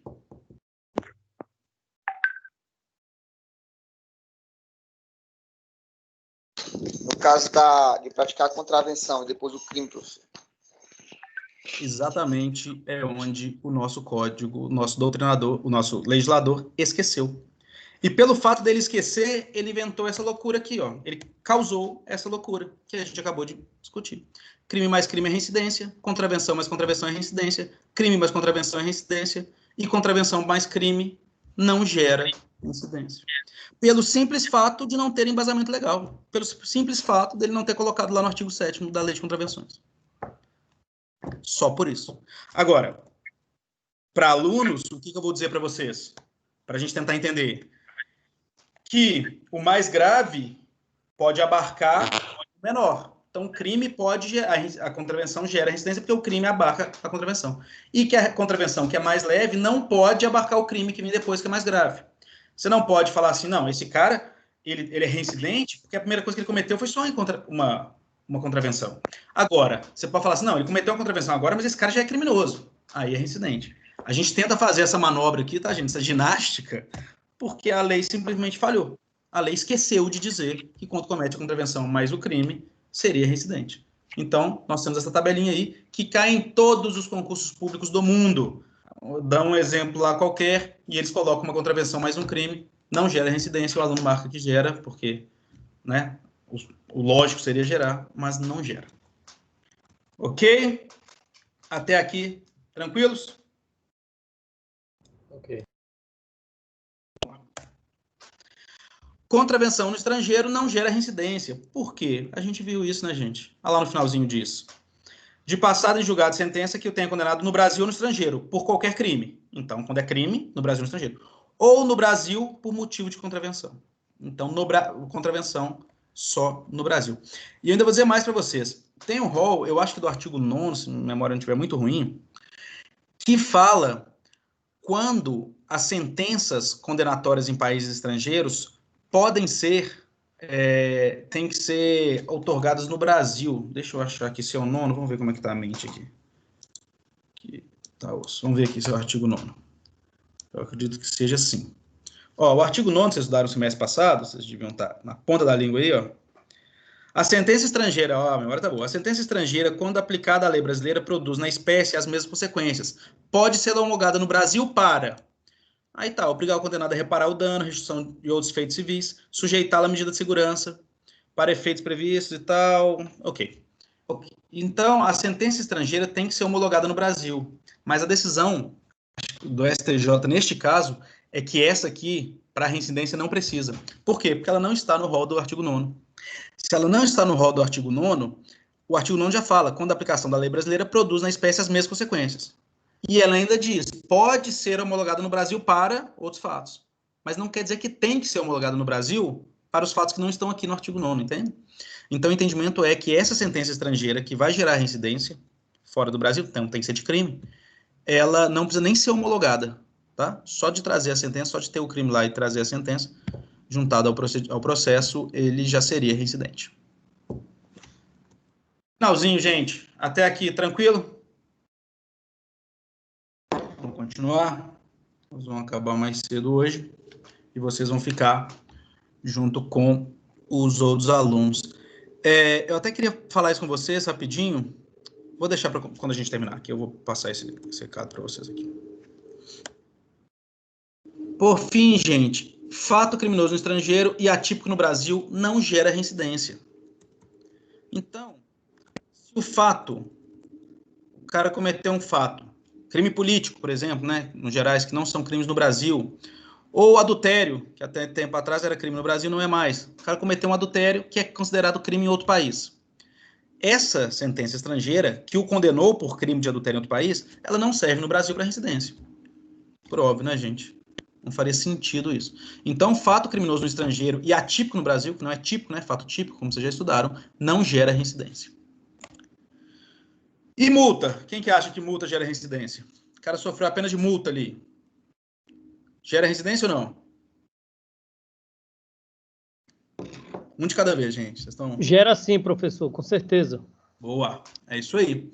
Muita gente acha que não, mas a multa, gente, ela gera reincidência. Por quê? Porque é pena de multa. Tá? Não interessa, tá? A gente está falando o seguinte, a reincidência, ela é o quê? Ela é em relação às infrações penais. E as infrações penais são punidas com as multas, privativo de liberdade, restritivo de direito. Então, se multa é uma pena, ela gera reincidência, por mais que o crime seja só de multa. Ok? E o perdão judicial, esse não gera reincidência. Ah, esse aqui tem que saber, porque esse aqui não é óbvio, como a multa. Quem se lembra aí do perdão judicial? Agarrado, né? Vamos lá, perdão judicial. Eu lembro, só não sei dar exemplo, mas eu lembro sim. Perfeito. Vamos lá. Um pai... Acontece muito. Eu vou dar um exemplo para vocês que aconteceu de perdão judicial. Vou dar 2 exemplos. Eu quero que vocês me digam. Professor, consegui lembrar sim. Diga. Aconteceu um episódio, inclusive, com uma pessoa bem próxima a mim, não era do âmbito familiar, mas era bem próximo. Sim.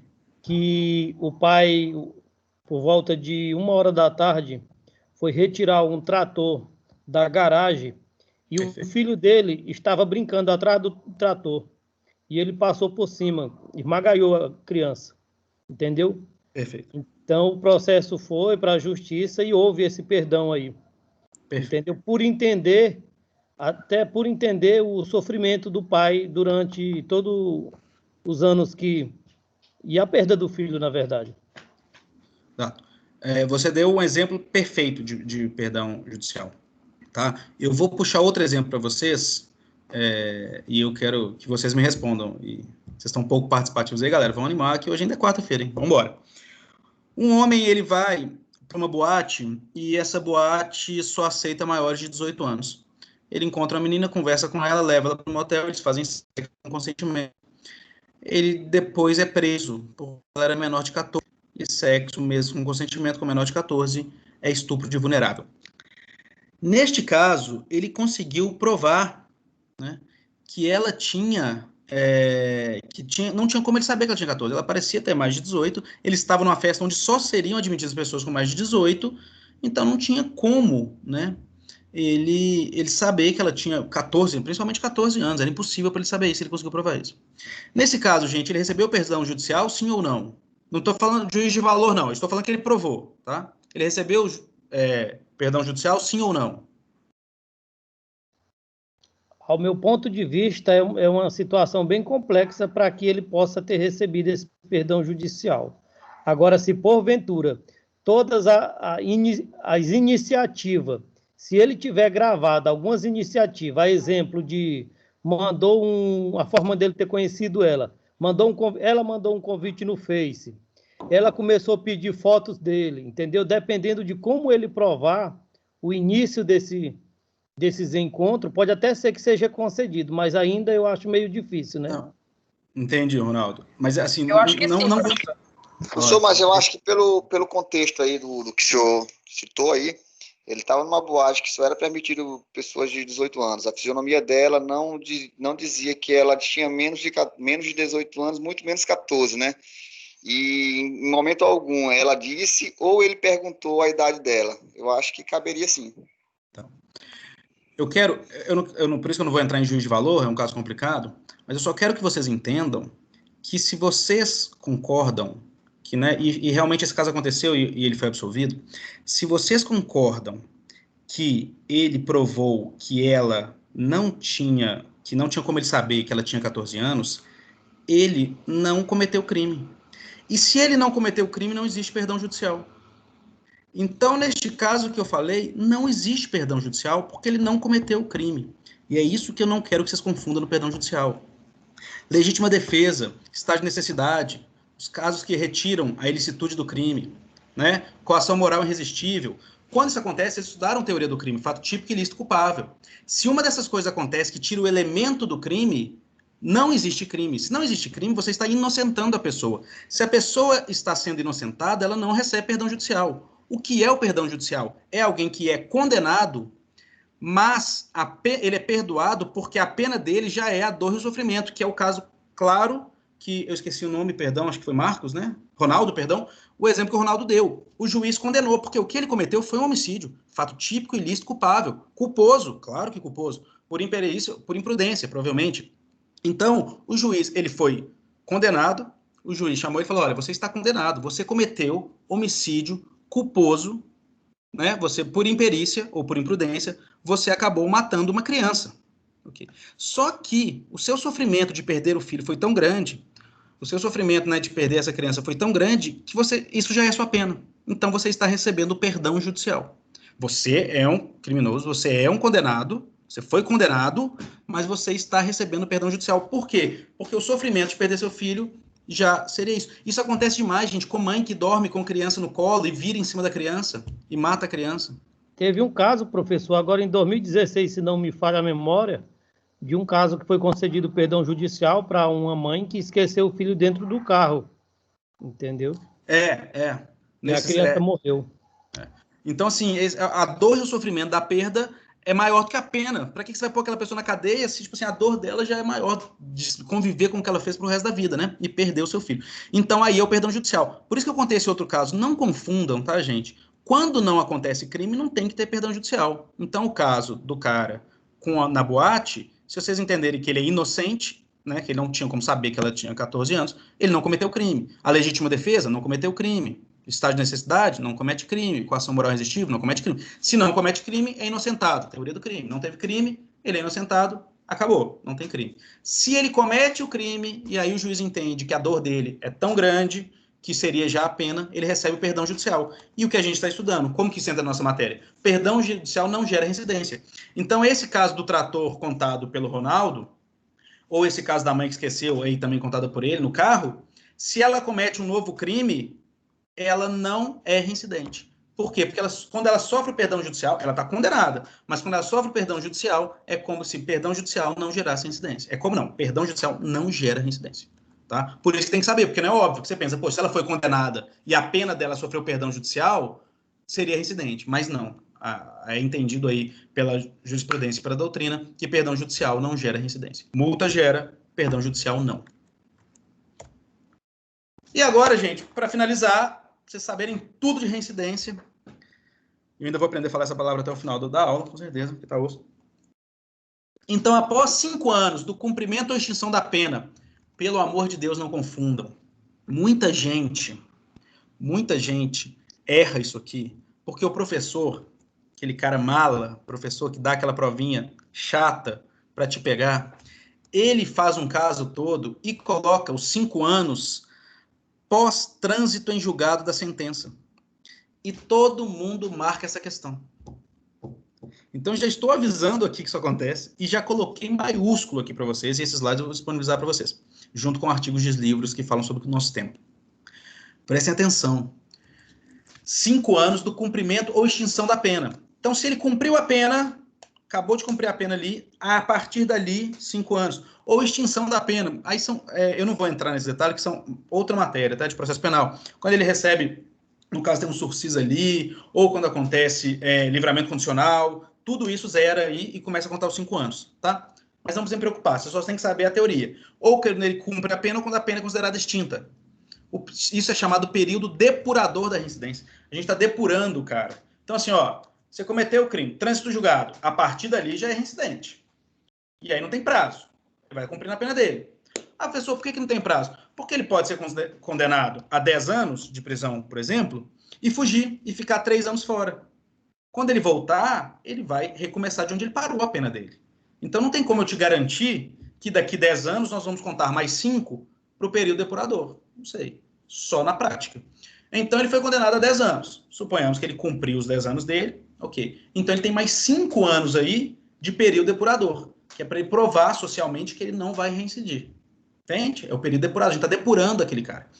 Então, a gente tem o período total do cumprimento da pena, aquele período pequeno antes que eu falei com vocês, do trânsito em julgado até ele começar a cumprir a pena, pode ser 2, 3 dias, 1 mês e tal, que a gente chama de reincidência ficta, não precisa se preocupar com esse nome, mas é isso. Então, trânsito em julgado da pena, a partir desse momento, a partir do momento do trânsito em julgado da pena, ele começa a ser reincidente.